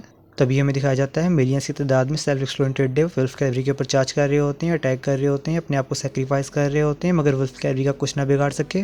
टिड्डों को ऐसे अटैक करते हुए देख के टीचर लियोस भी हैरान हो रहे होते हैं, वो कहते हैं कि सच में हैनवू बहुत ज़्यादा टैलेंटेड है, अगर इसे थोड़ा मजीद टाइम दिया जाता तो शायद ये स्कूल का टॉप स्टूडेंट होता। मगर तभी एक स्टूडेंट किसी चीज़ की तरफ पॉइंट आउट करता है और हमें दिखाया जाता है तो वहाँ वुल्फ ऊपर देख रहे होते हैं, ऊपर से हमें दिखाया जाता है एक्सप्लोरिंग टिड्डे अपने मैग्मा अटैक कर रहे होते हैं, मैग्मा के अटैक के साथ अपने आप को एक्सप्लोर कर रहे होते हैं, जिनकी वजह से वुल्फ कैवलरी को हैवी डैमेज का सामना करना पड़ रहा होता है। जिसे देख के डायरेक्टर और गॉडेस दोनों हैरान हो रहे होते हैं, वो कहते हैं कि यार इनकी पावर तो सच में बहुत ज़्यादा टेरिफाइंग है, इस लाइफ फॉर्म का लेवल क्या है, क्या किसी स्टूडेंट या किसी टीचर के पास ऐसी एबिलिटीज़ हैं कि वो डिटेक्ट कर सके। तभी एक स्टूडेंट बताता है कि ये सभी लाइट लाइफ फॉर्म है और सभी एक्सप्लोसिव टिड्डे हैं, जिसे सुनने के बाद डायरेक्टर खुश हो जाती है कि यार ये स्टूडेंट है वो तो सच में बहुत ज़्यादा टैलेंटेड है, मैंने सोचा नहीं था इतनी बड़ी तादाद में इतने ज़्यादा लाइट लाइफ फॉर्म को पैदा कर सकेगा। और तभी हमें दिखाया जाता है ज़ैंग बिंग के फादर कह रहे होते हैं क्या तुम्हें लगता है तुम अपनी इतनी सी पावर के साथ मुझे हरा सकते हो, ये तुम्हारा सिर्फ ख्वाब ही है। तभी वो अपनी वुल्फ कैवरी को हुक्म देता है कि सुपर नेचुरल पावर्स को यूज़ करना स्टार्ट कर दो, जिसे सुनने के फौरन बाद वुल्फ कैवरी आइसोरा को अटैक करना स्टार्ट कर देती है। हमें दिखाया जाता है एक बैरियर क्रिएट हो जाता है जो कि मैग्मा के तमाम अटैक्स को रोक रहा होता है, जिसे देख के स्टूडेंट्स भी हैरान हो रहे होते हैं। वो कहते हैं कि यार सच में एक डेमीगॉड तो डेमीगॉड होता है, एक डेमीगॉड को हराना सच में एक आसान बात नहीं है। हैनवू की लाइट लाइफ फॉर्म सच में बहुत ज़्यादा अमेजिंग थी, मगर अफसोस उसका मुकाबला एक डेमीगॉड के साथ है। उनके पास एक वाइड रेंज स्किल है जिसकी वजह से हैनवू की लाइट लाइफ फॉर्म इनका मुकाबला नहीं कर सकती। और हमें दिखाया जाता है आधे से ज़्यादा लॉक्टस मर चुके होते हैं, अब 500,000 के करीब लॉक्टस बच चुके होते हैं, जिन्हें देख के सभी लोग हैरान हो रहे होते हैं। वो कहते हैं कि हैनवू का बचना नामुमकिन है। और तभी हमें दिखाया जाता है ज़ैंग बिंग के फादर कह रहे होते हैं एक बार तुम्हारा डिवाइन रिलम तबाह हो जाए फिर मैं देखता हूँ कि तुम क्या करोगे, तुम्हें स्कूल से निकाल दिया जाएगा, उसके बाद तुम्हारी ज़िंदगी मेरे ही भरोसे होगी, मैं तुमसे अपने बेटे का बदला लूंगा। और वो अपने फेमिलियर्स को हुक्म दे देता है कि जाओ इसके कोर को क्रश कर दो, जिसे देखने के बाद गोडेस और डायरेक्टर दोनों अफसोस कर रहे होते हैं कि अफसोस अब कुछ नहीं हो सकता, हैनवू का काम तमाम हो गया। मगर तभी गोडेस देखती है कि उसकी डिवाइन रिलम के सामने एक लाइफ फॉर्म होती है, जिसे देखने के बाद सब लोग कह रहे होते हैं कि ये लाइफ फॉर्म कौन सी है। एक स्टूडेंट बताता है जिसके हाथ में स्वर्ड्स हैं वो तो डिवाइन स्वर्ड्स हैं, इनकी प्राइस मैंने देखी थी 50 डिवाइन पावर है। हैनवू कब से इतना अमीर हो गया और ये टोटल 4 स्वर्ड्स हैं यानी कि 200 डिवाइन पावर, ये कहाँ से हो सकता है, क्या हैनवू एक अनाथ नहीं था। और डायरेक्टर कह रही होती है ये तो जैनफिंग क्लैन की लाइफ फॉर्म है, इनके बारे में मैंने सुना है ये बहुत ज़्यादा एक्स्ट्राऑर्डिनरी लाइफ फॉर्म है। जिसे सुनने के बाद स्टूडेंट कह रहा होता है तो मैम क्या हुआ अगर ये एक्स्ट्राऑर्डिनरी लाइफ फॉर्म है, क्या डेमीगॉड के पास एक सुपर नेचुरल लाइफ फॉर्म नहीं है, इसकी पावर का मुकाबला एक ऑर्डिनरी लाइफ फॉर्म नहीं कर सकती। और फर्ज करें अगर ये मुकाबला कर भी सकती है, लेकिन जो वुल्फ कैवरी का कैप्टन है वो इस लाइफ फॉर्म को बिजी रखेगा, जबकि दूसरे वुल्फ इसके डिवाइन रिलम को तबाह कर देंगे। जब ये ऐसा होगा तो वो लाइफ फॉर्म भी कुछ नहीं कर पाएगी। मगर डायरेक्टर बताती है ये जो लाइफ फॉर्म है ये कोई एक्स्ट्राऑर्डिनरी लाइफ फॉर्म नहीं है, बल्कि ये extra genuine heroic life form है। इवन के ज़ैंग बिंग के फादर भी देख के हैरान हो रहे होते हैं, वो कहते हैं कि ऐसा कैसे हो सकता है, मुझे इतने सालों लग गए, मुझे सदियाँ लग गई एक हीरोइक लाइफ फॉर्म को पैदा करने में, और ये बच्चा जो कि एक स्कूल का स्टूडेंट है इसने एक हीरोइक लाइफ फॉर्म को पैदा कर लिया, ऐसा कैसे हो सकता है, ये नामुमकिन बात है। और तभी हैनवू अपनी हीरोइक लाइफ फॉर्म को हुक्म दे देता है कि इन सबके ऊपर अटैक करना स्टार्ट कर दो। हमें दिखाया जाता है हीरोइक लाइफ फॉर्म सबके ऊपर स्लैश अटैक्स लगा रही होती है, तमाम वुल्फ्स का काम तमाम कर रही होती है और अपनी स्वॉर्ड विंड की तकनीक को यूज़ करते हुए तमाम वुल्फ्स का खात्मा कर देती है, जिसे देखने के बाद सभी स्टूडेंट्स हैरान हो जाते हैं। वो कहते हैं कि ओ माय गॉड ये तो सच में बहुत ज़्यादा पावरफुल है, हमने सोचा नहीं था कि इतनी पावरफुल होगी, एक एक्स्ट्राऑर्डिनरी लाइफ फॉर्म इतनी पावरफुल कैसे हो सकती है। और ज़ैंग बिंग के फादर कह रहे होते हैं डैम इट मेरी तमाम कैलोरी खत्म हो चुकी है, अब मुझे अपने डिवाइन रिलम से अपने कैप्टन को ही बुलाना पड़ेगा। वो तभी अपनी सुपर नेचुरल लाइफ फॉर्म अपने वुल्फ कैवरी के कैप्टन को बुला लेता है। जैसे ही वो ये करता है पीछे से एक आवाज़ आती है डेमीगॉड क्या तुम अपने वादे से मुकर रहे हो, जिसे सुनने के बाद पीछे मुड़ के देखते हैं वो हैरान होते हुए देखते क्या हेडमास्टर आप यहाँ। वो कहते कि नहीं हेडमास्टर आप कुछ गलत फहमी हुई है, मैं ऐसा नहीं कर रहा था, वुल्फ कैवरी अभी के भी वापस जाओ अपने रिलम के अंदर वापस चले जाओ। और फिर हमें दिखा जाता है हेडमास्टर हैनवू की तरफ देख रहे होते हैं, वो कहते हैं कि सच में ये स्टूडेंट तो बहुत ज़्यादा अमेजिंग है। वो कहते हैं कि नॉट बैड, तुम तो सच में बहुत ज़्यादा अच्छा ग्रो कर रहे हो। और फिर हमारा सीन शिफ्ट होता है, हमें दिखाया जाता है क्लासरूम का सीन जहाँ पर डायरेक्टर हैनवू को शाबाशी दे रही होती है कि हैनवू तुमने सच में बहुत ज़्यादा अच्छा काम किया, मैंने सोचा नहीं था कि तुम इतने ज़्यादा पावरफुल होंगे। तभी हैनवू कहता है कि डायरेक्टर मेरी एक आपसे रिक्वेस्ट है, जिस पर डायरेक्टर उससे पूछती है रिक्वेस्ट कैसे रिक्वेस्ट, अगर मेरे बस में हुआ तो मैं जरूर तुम्हारी रिक्वेस्ट को पूरा करूंगी, बताओ क्या रिक्वेस्ट है। जिस पे हैनवू बताता है कि टीचर मैं अपनी क्लास को चेंज करना चाहता हूँ। जो सुनते ही टीचर लियोस की फटके हाथ में आती है, कहते क्या हैनवू देखो मेरी बात सुनो, मैं तुम्हारा एक अच्छा टीचर हूँ, मैं मानता हूँ मैंने कभी तुम पे तवज्जो नहीं दी, मगर मैं प्रॉमिस करता हूँ कि फ्यूचर में ऐसा नहीं होगा, मैं तुम्हें अच्छे तरीके से टीच करूंगा, मैं तुम्हें अच्छे से अच्छे रिसोर्सेज प्रोवाइड करूंगा, मैं तुम्हें इतनी रिसोर्सेज प्रोवाइड करूंगा कि तुम टॉप स्टूडेंट बन जाओ, मैं तुम्हें अच्छे ग्रेड्स भी इवन के दूंगा ताकि तुम अच्छी यूनिवर्सिटी में जा सको, मगर क्लास को लीव ना करो। और वो मन ही मन में बता रहे होते हैं कि इसकी परफॉर्मेंस से ऑब्वियस है कि ये सच में एक टैलेंटेड स्टूडेंट है, मुझे इसे अपने हाथ से गुजरवाना नहीं चाहिए, इसके टैलेंट को देखा जाए तो ये फर्स्ट क्लास या टॉप क्लास यूनिवर्सिटी में तो जरूर जाएगा, जिसकी वजह से मुझे स्कूल की तरफ से इनक्रेडिबल रिवार्ड मिलेगा, मैं इसको अपने हाथ से नहीं जाने दे सकता। मगर तभी वो कहता है कि ना टीचर मैंने फैसला कर लिया, मैं तो अपनी क्लास चेंज करके रहूँगा, जिस पर टीचर गालियाँ दे रहे होते हैं मन ही मन। मगर डायरेक्टर हैनवू से बताती है हैनवू देखो मेरी बात सुनो, मैं मानती हूँ तुम एक टैलेंटेड स्टूडेंट हो और मैं मानती हूँ तुम्हारी साथ नाइंसाफी हुई है, मगर क्लास को चेंज करना ऐसे ही कोई आम बात नहीं है, इसकी प्रॉपर रूल्स एंड रेगुलेशन है स्कूल के, इसके लिए स्कूल में प्रॉपर रूल्स एंड रेगुलेशन मौजूद हैं, उन रूल्स एंड रेगुलेशन को इग्नोर करते हुए मैं तुम्हारी क्लास को चेंज नहीं कर सकती। मगर हाँ अगर तुम सच में अपनी क्लास चेंज करना चाहते हो तो स्कूल की तरफ से तुम्हें एक टेस्ट असाइन किया जाएगा, अगर तुम उस टेस्ट को पास कर लेती हो तो मैं तुम्हारी ज़रूर मदद करूंगी ताकि तुम्हारी क्लास चेंज हो सके। जैसे ही डायरेक्टर ये बात करती है वो कहता है कि ठीक है मैम मैं टेस्ट दूंगा, मैं अपनी क्लास को ज़रूर चेंज करूंगा। जैसे ही वो ये बात करता है गोडेस भी कहती है डायरेक्टर श्री मैं भी अपनी क्लास चेंज करना चाहती हूँ, जिस पर टीचर लियोस कहते हैं क्वीन क्या मैंने तुम्हें कभी अच्छे तरीके से ट्रीट नहीं किया, क्या तुम्हारी टीचर ने कभी तुम्हें किसी चीज़ के लिए डांटा हो या तुम्हारे साथ कोई अनफेयर चीज़ की हो, मुझे बताओ मैं उसको ज़रूर इम्प्रूव करूँगा, मगर क्लास चेंज करने की कोई ज़रूरत नहीं है इस छोटी सी बात पे। इस पे गोडेस कहती कि नहीं मैं मतलब ऐसी कोई बात नहीं कि मुझे अभी किसी बात का बुरा लगा हो या आपने मुझे मिसट्रीट किया हो, बस मैं इस क्लास में मज़ीद रहना नहीं चाहती। अभी गॉडेस ने बात की होती है कि क्लास का मॉनिटर भी कहता है डायरेक्टर शो सॉरी मैं भी अप्लाई करना चाहता हूँ क्लास के टेस्ट के लिए, जिस पर टीचर गुस्सा करते हुए कहते हैं कि जैंग मेरी बात सुनो, तुम तो क्लास के मॉनिटर हो, तुम ऐसा कैसे कर सकते हो, क्लास के मॉनिटर होते हुए तुम क्लास को कैसे चेंज कर सकते हो, क्या तुम्हें भी किसी बात का बुरा लगा है। जिस पर क्लास का मॉनिटर कहता है देखें टीचर उस बात सुनिए, बात ऐसी है कि मतलब आप बहुत ज़्यादा अच्छे तरीके से पढ़ाते हैं, अब मेरे आप बहुत ज़्यादा पसंदीदा टीचर हैं, मगर बात यह है कि मैं भी क्लास में रहना नहीं चाहता अब। और मन ही मन में गॉडेस की तरफ देखते हुए कह रहा होता है कि गॉडेस मैं तुम्हें जाने नहीं दे सकता, मैं तुम्हें किसी और का होने नहीं दे सकता, तुम मेरी हो, तुम मेरी ही बन के रहोगी। और फिर हमारा सीन शिफ्ट होता है, हमें दिखाया जाता है डायरेक्टर शो कह रही होती है चलो ठीक है अपने टेस्ट के लिए प्रिपेयर करो, सुबह तुम्हारा टेस्ट होगा और चलिए आप मेरे साथ आएँ। और फिर हमें दिखाया जाता है छुट्टी का टाइम हो जाता है, हैन वो अपने घर की तरफ जा रहा होता है, जिसे गॉडेस जाने शुरू होती है कि हैन वो मेरी बात सुनो, मुझे बताओ तुम्हारे पास ये हीरोइक लाइफ फॉर्म कहाँ से, तुमने इसे कैसे प्रोड्यूस किया। जिस पे हैन वो कहता है कि it's none of your business, तुम्हें क्या मसला है कि मैंने कैसे प्रोड्यूस की है, ये तुम्हारा मैटर ही नहीं है, तुम इसमें क्यों पढ़ रही हो। जिस पे गॉडेस कहती है देखो मेरी बात सुनो, मैं मानती हूँ कि मेरा मसला नहीं है, मगर तुमने जो है ना मुझसे डिवाइन पावर उधार ली थी और अभी तक उसने पे नहीं किया, तो इन फ्यूचर जब तुम मुझसे पे नहीं कर पाओगे तो मेरे गुलाम बनोगे, जब तुम मेरे गुलाम बनोगे तो मेरे पास पूरा हक है कि मैं जान सकूँ कि मेरे गुलाम के पास ये हीरोइक लाइफ फॉर्म कहाँ से आई है और किसने दी है। जिस पे वो कहता है देखो मेरी बात सुनो, मैं मानता हूँ कि मैं तुम्हारा गर्ज ही हूँ, अगर तुम चाहती हो तो मैं तुम्हें 5 डिवाइन पावर एक्स्ट्रा भी दे सकता हूँ एज आ इंटरेस्ट रेट, मगर मैं तुम्हारा गुलाम शलाम कोई नहीं। और रह गई बात हीरोइक लाइफ फॉर्म की, तो देखो मैं वो तुम्हें बता नहीं सकता।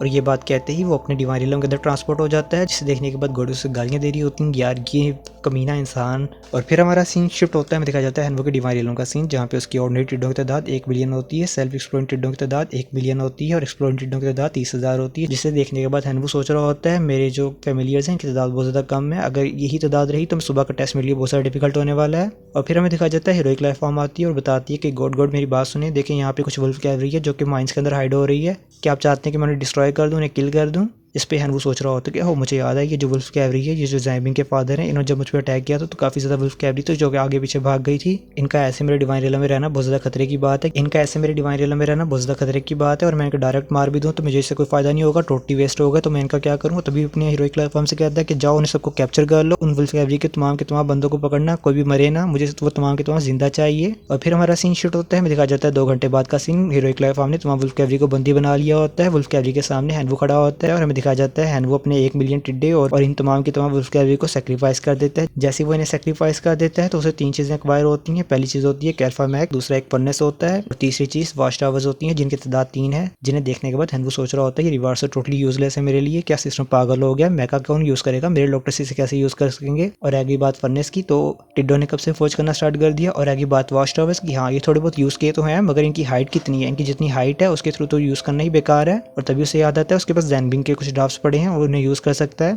तभी अपनी गॉड आई को एक्टिवेट करते हैं और देखता है कि वो डाफ्स क्या काम कर रहे हैं। हमें दिखाया जाता है वो बिल्डिंग्स वगैरह बना रहे होते हैं और माइनिंग में काम कर रहे होते हैं। जैसे ही डाफ्स देखते हैं कि उनका गॉड उनके ऊपर नजर रखे हुए, वो कहते हैं कि गॉड आपका बहुत बहुत शुक्रिया, हम आपके बहुत ज़्यादा शुक्रगुजार हैं कि आपने एक नई जिंदगी दी। और हैनवो बता रहा होता है कि जब उसने लास्ट टाइम कैप्चर किया था तो उन्होंने सबको ऑर्डर दे दिया था कि जाके माइन में काम करें, मगर इसने सोचा नहीं था कि उन्होंने इतनी अच्छी अच्छी बिल्डिंग्स बना ली और इक्विपमेंट्स को फौज करना स्टार्ट कर दिया होगा। और हमें दिखाया जाता है डाफ्स फौजिंग का काम कर रहे होते हैं, जिसे देखने के बाद हैनवो सोच रहा होता है इनके लिए फर्नेस सच में बहुत ज़्यादा काम आ सकता है, ये मेरे लिए अच्छे से अच्छे इक्विपमेंट बना सकते हैं। तभी उन हैनवो तमाम डाफ्स से कहता है कि मैं तुम लोगों से बहुत ज़्यादा खुश हूँ, तुम लोग बहुत अच्छा काम कर रहे हो, इसलिए मैं तुम लोगों को रिवार्ड में ये फर्नेस देता हूँ, इसको यूज़ करते हुए इक्विपमेंट्स को फौज करो और बेहतर इक्विपमेंट्स बनाओ। जिस पे तमाम डाफ्स इमोशनल हो जाते हैं, वो कहते हैं कि हमारे गॉड ने हमें डिवाइन गिफ्ट्स दिए हैं, हम आपके बहुत ज़्यादा शुक्रगुजार हैं गॉड। और फिर हमारा सीन शूट होता है, हमें दिखाया जाता है टीचर्स मीटिंग का सीन, जहाँ पे तमाम टीचर्स मिलकर टेस्ट की नोयत को डिसाइड कर रहे होते हैं और टीचर लिए सबको बता रहे होते हैं कि आप लोगों को तो पता ही होगा मेरी क्लास में से 3 बच्चे हैं जो क्लास को चेंज करना चाहते हैं, मुझे गॉडेस और क्लास मॉनिटर से कोई इतराज़ नहीं है, उन्हें कोई भी रखे, मगर ये जो स्टूडेंट है वो ये बहुत ही बदतमीज़ है, इसने मेरी बिल्कुल भी रिस्पेक्ट नहीं की, इसने मेरे साथ रूड बिहेव किया और इसके अलावा इसने डेमीगॉड के साथ भी पंगा लिया। तो मेरी आप सभी लोगों से यही रिक्वेस्ट है कि इसके टेस्ट की नोयत को हार्ड बनाया जाए। मैं फिक्र नहीं करता कि आप बाकियों का टेस्ट कैसा रखते हैं, मैंने आज तक आप लोगों के मामलों में मेडल नहीं किया, मैंने हर बार आपके हर काम में सपोर्ट किया, तो मैं उम्मीद रखता हूँ कि आप भी मुझे सपोर्ट करेंगे।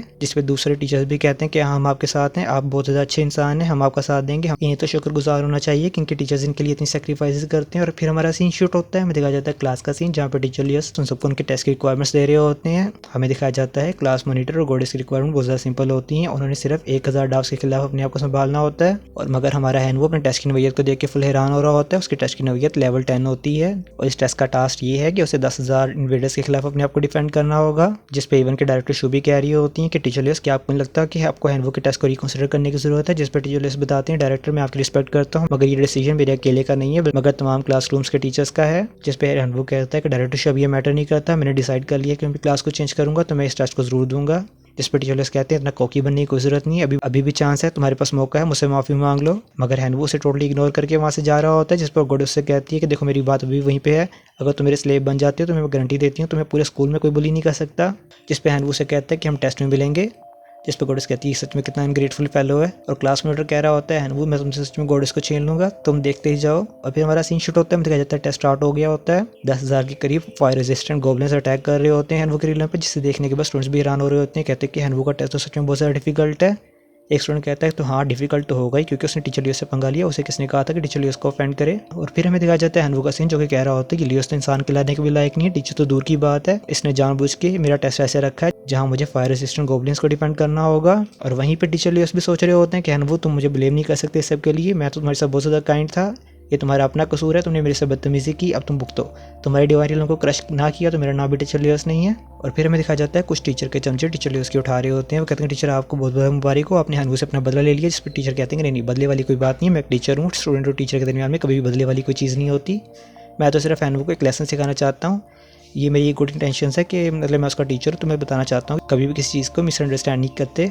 और फिर हमारा सीन शूट होता है, हमें दिखाया जाता है हैनवू अपनी सेल्फ एक्सप्लोडिंग टिड्डों की मदद से गोब्लिन्स के ऊपर अटैक कर रहा होता है। मगर गोब्लिन्स फायर रेजिस्टेंट होते हैं, जिनकी वजह से फायर बाल्स का उनके ऊपर कोई असर नहीं होता।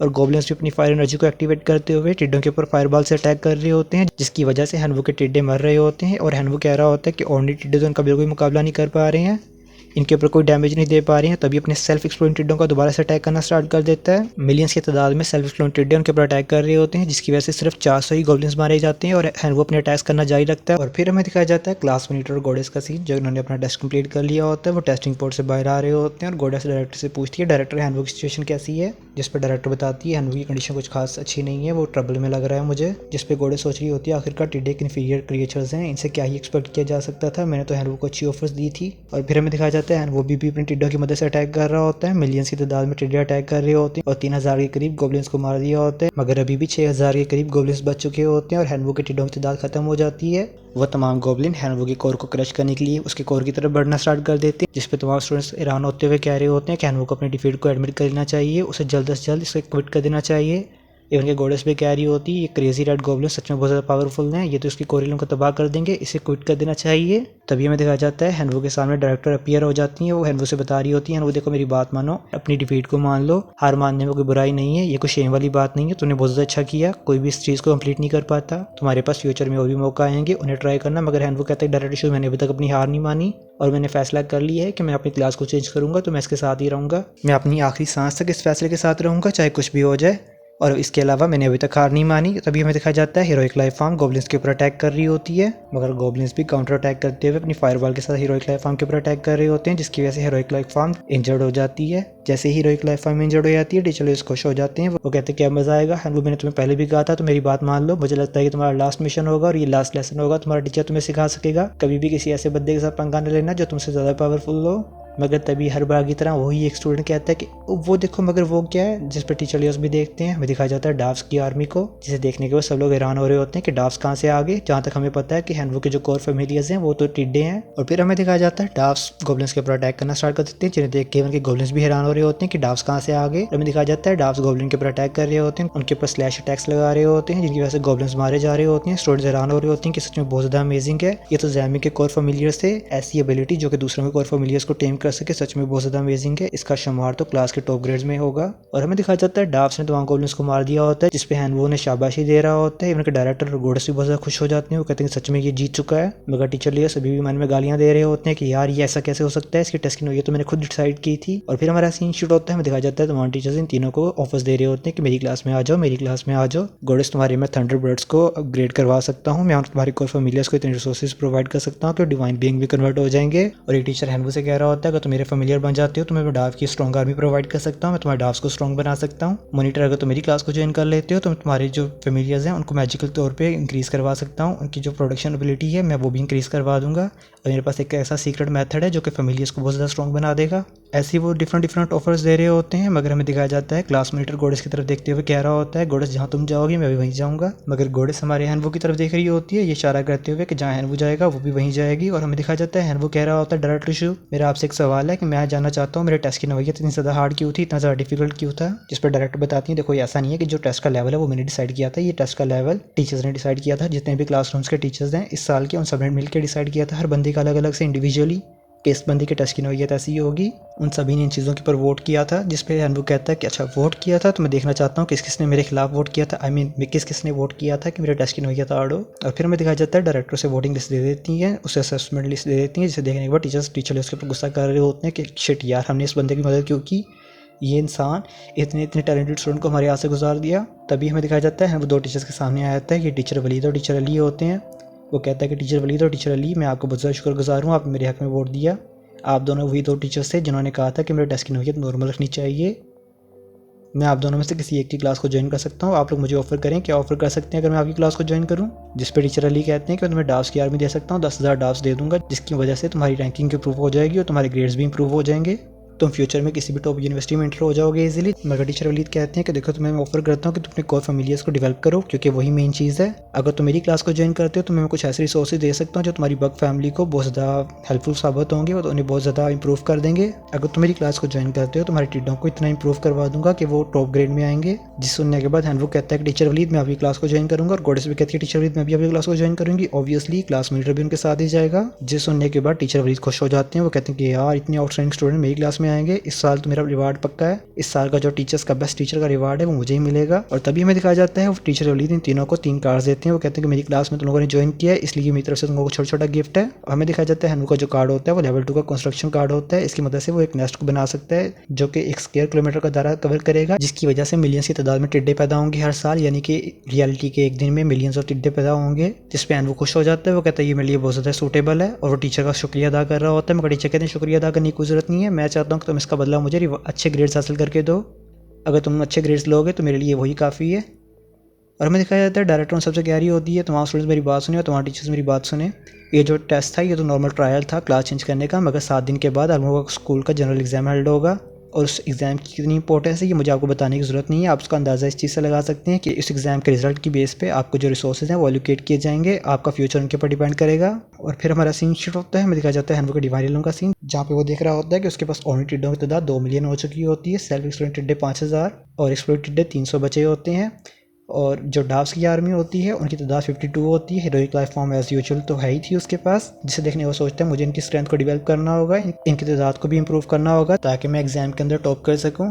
मगर तभी उसकी नज़र पड़ती है डाफ्स के नेम पर, जिसका नाम चेंज होने के बाद रेड हार्ट डाफ हो चुका होता है। वो कहते हैं कि इनका नाम चेंज होगा, यानी कि ये इवॉल्व हुए, मुझे अपनी आंखों से देखना चाहिए ये किस चीज़ में इवॉल्व हुए हैं। तभी दिखाया जाता है डाफ्स का सीन, जो कि एक नेचुरल इलाइड लाइफ फॉर्म के अंदर इवॉल्व हो चुके होते हैं। Natural Allied life form basically वो इलाइड लाइफ फॉर्म होती है जो कि लड़ाई करने के बाद, ब्लड बाथ करने के बाद अपने आप को खुद इवॉल्व करती है।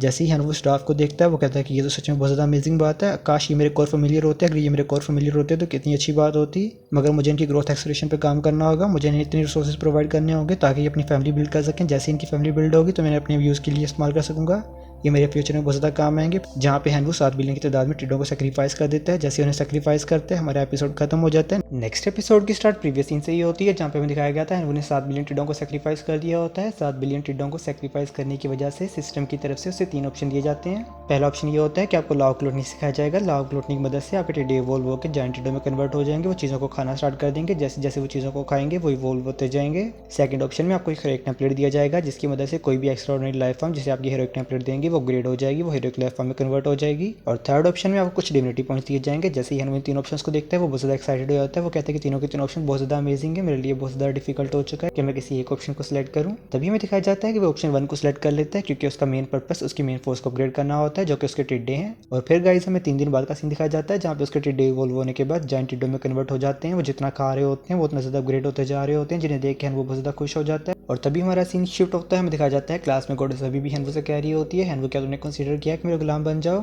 अगर तुम मेरे गुलाम बन जाते हो तो मैं रिसोर्सेज और बैकिंग प्रोवाइड कर सकती हूँ। क्या तुम्हें लगता है कि तुम रिसोर्सेज और बैकिंग के बगैर ग्रो कर सकते हो? देखो, मुझे तुम्हें बताने की जरूरत नहीं है, तुम्हारे पास किसी किस्म की बैकिंग मौजूद नहीं है, तुम्हारे पास कोई रिसोर्सेज नहीं है, तो तुम्हारे लिए बहुत ज़्यादा मुश्किल है ग्रो करना। और इसके अलावा तुम्हारे टिड्डे बहुत ज़्यादा कमज़ोर हैं। मैं मानती हूँ कि तुम्हारी टेमिंग एबिलिटी यानी कि जो टास्क तुमने टेम किए हुए हैं बहुत ज़्यादा अमेजिंग है, लेकिन मेरी बात मानो, वो तुम्हारे कोर फेमिलियर्स नहीं है। तुम्हारी मेन स्ट्रेंथ तुम्हारे कोर फेमिलियर्स ही हैं। मगर है वो उसके ओवर को रिजेक्ट कर देता है, ये कहते हुए कि नहीं, तुम्हें मेरे बारे में फिक्र करने की जरूरत नहीं है, कल हम एग्जाम में देखेंगे कौन कितना पावरफुल है। जिस पर गोडस गुस्सा कर रही होती है और मन ही मन में कह रही होती है, तुम बेवकूफ़, तुम्हें मैं कैसे समझाऊं कि मैं तुम्हें प्रोटेक्ट करना चाहती हूँ। और तभी वहाँ पे दिखाया जाता है क्लासमेट उनकी बातों को सुन रहा होता है। वो मन ही मन में कहता है, एंड वो तुम देखो, एक ना एक दिन मैं गोडस को अपना बना के छोड़ूंगा, एंड वो तुमसे अपने प्यार को छीन के रहूंगा। और तभी क्लास में टीचर वलीद इंटर होते हैं। वो बताते हैं कि बेटा आपका आज से एग्जाम स्टार्ट हो रहा है। और फिर वो एग्जाम की डिटेल्स बताते हैं कि आपके एग्जाम को 2 हिस्सों में डिवाइड किया गया है। पहले नंबर पे एलिमिनेशन राउंड होगा। एलिमिनेशन राउंड में आपको कुछ मॉन्स्टर्स की वेव्स के खिलाफ लड़ना होगा। और इसके अलावा जो लोग एलिमिनेशन राउंड में एलिमिनेट हो जाएंगे उन्हें स्कूल से भी निकाल दिया जाएगा, क्योंकि हम लोगों को बेकार स्टूडेंट्स बिल्कुल भी नहीं रखने। और फिर सेकंड से स्टार्ट होगा जो कि रैंकिंग राउंड है। इसमें जो भी बच्चे पार्टिसिपेट करेंगे, जो भी हिस्सा लेना चाहेंगे, वो अपनी मर्जी से हिस्सा लेंगे। और इसके बाद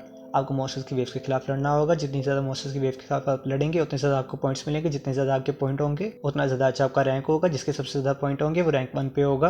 और फिर हमें रिवार्ड्स दिखाए जाते हैं कि टॉप 100 को एक रैलिक मिलेगा, टॉप 50 को रैलिक मिलेगा और टॉप 1 को डिविनिटी पॉइंट्स दिए जाएंगे। और गाइस मैं आपको बताता चलूँ, यहाँ पे डिविनिटी पॉइंट बहुत ज़्यादा रेयर होते हैं। आपको ट्रू गॉड बनने के लिए डिविनिटी पॉइंट्स की जरूरत होती है, इसलिए इनकी कीमत बहुत ज़्यादा हाई होती है। और तभी टीचर वलीद कहते हैं कि आपका जनरल एग्जाम अब स्टार्ट होता है। जनरल एग्जाम स्टार्ट हो जाता है और वो अपने रियल में ट्रांसफर हो जाता है। अपने रियल में ट्रांसफर होते ही वो अपने फैमिलीज को रेडी करना स्टार्ट कर देता है कि बैटल के लिए प्रिपेयर हो जाओ। और फिर में दिखाया जाता है कि एलिमिनेशन राउंड स्टार्ट होने के बाद वहाँ पे ब्लड पपल लिजार्ड्स के कोरिला में अटैक करना स्टार्ट कर देती है, जिनको डिफेंड करने के लिए वो अपने 50,000 एक्सप्लोडेड डॉसेट के ऊपर अटैक करवा देता है और उनका काम लगा देता है। और अपने डाफ से कहता है कि उनकी बॉडीज को कलेक्ट कर लो। उनकी बॉडीज को कलेक्ट करने के बाद वो अपने दूसरे टिड्डों को उनको खिला देता है, क्योंकि उसने रिसेंटली लॉ ऑफ ग्लोटनी सीखा होता है, जिसकी वजह से उसके टिड्डे खाने की वजह से इवॉल्व हो सकते हैं। और फिर हमें दिखाया जाता है ये सब कुछ क्लास में लाइव ब्रॉडकास्ट हो रहा होता है, जहाँ पे टीचर की परफॉर्मेंस को देख रहे होते हैं, जहाँ पे टीचर्स आपस में बातें कर रहे होते हैं। टीचर कहता है कि यार मेरी तो आधी से ज़्यादा क्लास फेल हो गई है, इस साल का जो जनरल एग्जाम है बहुत ज़्यादा टफ है। और टीचर कह रहे होते हैं हाँ ऐसे ही है, मेरा भी एक स्टूडेंट है जिससे मुझे बहुत ज़्यादा उम्मीदें थी, वो भी फेल हो गया यार, मुझे उससे बहुत ज़्यादा उम्मीदें थी कि वो आगे तक जाएगा, लेकिन खैर। और टीचर वलीद कह रहे होते हैं कि हाँ यार ऐसे ही है, मेरी भी आधी क्लास तकरीबन 1/3 क्लास हो गई है फेल। लेकिन तभी वो हैनवो की परफॉर्मेंस को देख के खुश हो जाते हैं। वो कहते हैं कि हैनवो तो सच में बहुत ज़्यादा ग्रेट कर रहा है यार। वो हैनवो की परफॉर्मेंस को देख के खुश हो ही रहे होते हैं, लेकिन टीचर उसको ये बिल्कुल भी पसंद नहीं आता। वो कहते हैं कि इसमें भी क्या खास बात है,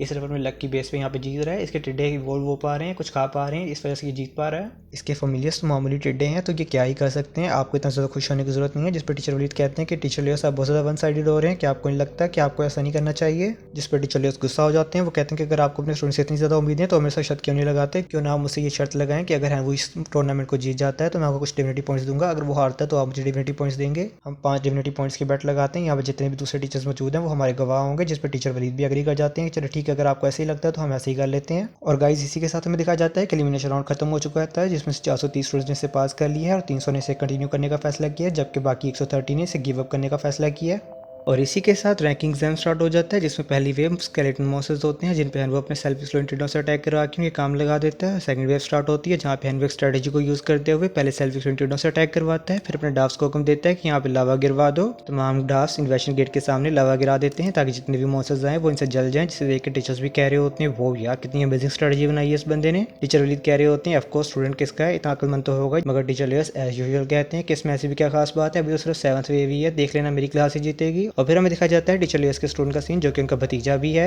और हमें दिखाया जाता है लियोमा के डिवाइन रियल्म का सीन जहाँ पे उसके पास आर्चर टावर होता है, थंडर टावर होता है, फायर टावर होता है, इसके अलावा डाव्स की पूरी आर्मी मौजूद होती है, जिसे देख के टीचर लियोस कह रहे होते हैं मैंने अपने भतीजे पे बहुत सारी रिसोर्सेज इन्वेस्ट किए हैं, तुम्हें क्या लगता है टीचर वलीद कि तुम जीत सकते हो। मगर तभी उसकी नजर पड़ती है हमारी गोडेस की स्क्रीन की तरफ, जहाँ पे दिखाया जाता है गोडेस के पास archer tower, thunder tower, fire tower और काफी ज्यादा टावर्स मौजूद होते हैं। इसके अलावा उसके पास 100 एशियन जायंट ट्रीज भी मौजूद होते हैं, जिसे देख के तमाम टीचर्स हैरान हो रहे होते हैं, कहते हैं कि यार ये क्यों फैमिली तो बहुत ज्यादा अमीर है, क्यों फैमिली की डॉटर सच में बहुत ज्यादा अमेजिंग है। जिस पर टीचर लियोस गुस्सा हो जाते हैं। वो कहते हैं कि हैनवो ये सब कुछ तुम्हारी वजह से हो रहा है, एक ना एक दिन मैं तुमसे अपना बदला लेकर रहूंगा। और इसी के साथ हमें बताया जाता है कि अभी तक मॉन्स्टर की 10 वेव्स हो चुकी हैं, 18 स्टूडेंट्स पास कर चुके हैं, बाकी सब एलिमिनेट हो चुके हैं। और हमें दिखाया जाता है 11th वेव में एक हीरोइक लाइफ फॉर्म बाहर आती है। ये एक बोन कलेक्टर है जो कि बोन्स को कलेक्ट कर सकता है, उन्हें मैनिपुलेट कर सकता है, उनको फ्यूज कर सकता है आपस में। और तभी बोन कलेक्टर अपनी स्किल्स को यूज करते हुए जितने भी स्केलेटन मॉन्स्टर्स की बोन्स पड़ी होती हैं वहाँ पे उन्हें कलेक्ट करना स्टार्ट कर देते हैं। और तभी वो डिवाइन रियल्म में मौजूद जितनी भी स्केलेटन मॉन्स्टर्स की बोन होती है उन्हें कलेक्ट करके फ्यूज करना स्टार्ट स्टार्ट कर देता है, फ्यूज करके एक जाइंट स्केलेटन मॉन्स्टर में कन्वर्ट कर देता है और उसे अटैक करने का हुक्म दे देता है। वो तमाम डिवाइन रिलम्स में तबाही मचा रहे होते हैं, जिसे देखने के बाद टीचर्स हैरान हो रहे होते हैं। वो कहते हैं कि अभी 1 मिनट भी नहीं हुआ और आधे से ज्यादा स्टूडेंट्स ऑलरेडी हार मान चुके हैं, अभी सिर्फ 4 स्टूडेंट ही बचे हैं। मगर टीचर लियोस किसी चीज को देख के हैरान हो रहे होते हैं। वो कहते हैं ऐसे नहीं हो सकता, ये नामुमकिन है, ये नामुमकिन है, ये क्या ऐसे कैसे हो सकता है, क्या यहाँ पे कुछ गलत है, यहाँ पे जरूर चीटिंग कर रहा है हैनवू, यहाँ पे हैनवू चीटिंग कर रहा है, मैं इसके खिलाफ आवाज खड़ी करूंगा। और हमें दिखाया जाता है हैनवू के डिवाइन रिलम का सीन, जहाँ पे बोन कोलैटरल का स्केलेटन बहुत ज्यादा छोटा होता है, जिस पर टीचर कहते हैं ये चीटिंग वाली कोई बात नहीं है, तुम्हें तो पता ही होगा हैनवू ने जिस स्ट्रेटेजी को यूज किया था, उसने लावा को फैलाया था, जिसकी वजह से तमाम हड्डियां गल चुकी हैं, इसलिए बोन कोलैटरल को हड्डियां ही नहीं मिली कलेक्ट करने के लिए। इसकी वजह से उसके डिवाइन रिलम में जो बोन कोलैटरल का स्केलेटन है वो बहुत ज्यादा छोटा है, अपनी हीरोइक लाइफ फॉर्म को हुक्म देता है, उसका काम लगा देता है और 11th वेव को क्लियर कर लेता है।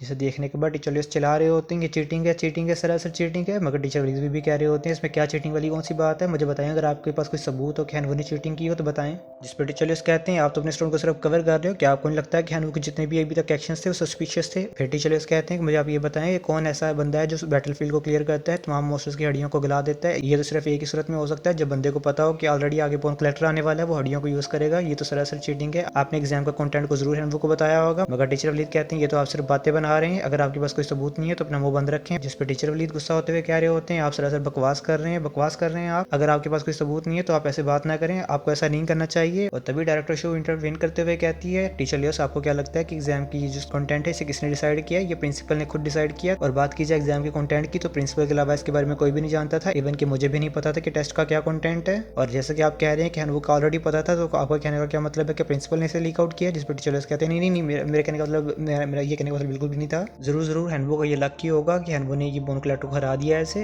मुझे माफ कीजिएगा डायरेक्टर, मैं माफी मांगता हूँ आपसे। और फिर टीचर लियोस मजीद कहते हैं कि मगर आपको तो पता ही हैनवू ने जो ट्रिक यूज की है, बेशक ये चीटिंग नहीं है मगर ये दूसरे स्टूडेंट्स के लिए अनफेयर नहीं है, उनके ग्रेड्स पे इफेक्ट करेगी। जिस पर डायरेक्टर कहती है अच्छा तो ये दूसरे स्टूडेंट के लिए अनफेयर है। तो टीचर लियो मैं आपसे पूछना चाहती हूँ कि आप डेमी गॉड हैं, आपको तो पता ही होगा कि आपके अल्फाज इस टाइम क्या सेंस बना रहे हैं, आपको तो पता होना चाहिए कि डिवाइन रिलम सिविलाइजेशन के अंदर फेयरनेस नाम की कोई चीज नहीं है। अगर चलो हम बात कर भी ले फेयरनेस की, तो आपने अपने भतीजे को जितने सारे रिसोर्सेज प्रोवाइड किए, क्या मुझे नहीं पता कि वो आपका भतीजा और उसको आपने रिसोर्सेज प्रोवाइड किए कि ये दूसरे स्टूडेंट्स के लिए चीटिंग नहीं है। और इसके अलावा गोडेस की बात की जाए यानी कि क्वीन की बात की जाए तो उसकी फैमिली ने इतने ज़्यादा रिसोर्सेज प्रोवाइड किए हुए, क्या दूसरे स्टूडेंट्स के लिए चीटिंग नहीं है, क्या ये सारी चीज़ें दूसरे स्टूडेंट्स को इफेक्ट नहीं करेंगी। तो फेयरनेस की तो बात ही ना करें, डिवाइन सिविलाइजेशन के अंदर फेयरनेस का कोई कॉन्सेप्ट नहीं है। जैसे टीचर वलीद को पता लगता है लियोमो टीचर लियोस का भांजा है तो वो गुस्सा हो जाते हैं, वो कहते हैं कि अच्छा तो तुम इसलिए मेरे से शर्त लगाना चाहते थे, लेकिन खैर जो भी है हम देखेंगे एग्जाम का क्या रिजल्ट निकलता है। और तभी हमें दिखाया जाता है लियोमो के डिवाइन रिलम का सीन, जहाँ पे जो बोन कलेक्टर होता है बहुत ज़्यादा बड़ा होता है, जिसे देखने के बाद लियोमो कह रहा होता है लगता है मेरा काम तमाम हो गया, मैं डन हूँ यहाँ पे। और तभी अपनी हार मान लेता है, जिसे देखने के बाद टीचर वलीद टीचर लियोस को टीज कर रहे होते हैं। वो कहते हैं कि लियो में तो हार मान ली है, टीचर लियोस अब आप क्या करेंगे, आपको नहीं लगता कि अब मैं शर्त जीत चुका हूँ, आपको डिविनिटी पॉइंट्स मुझे दे देने चाहिए।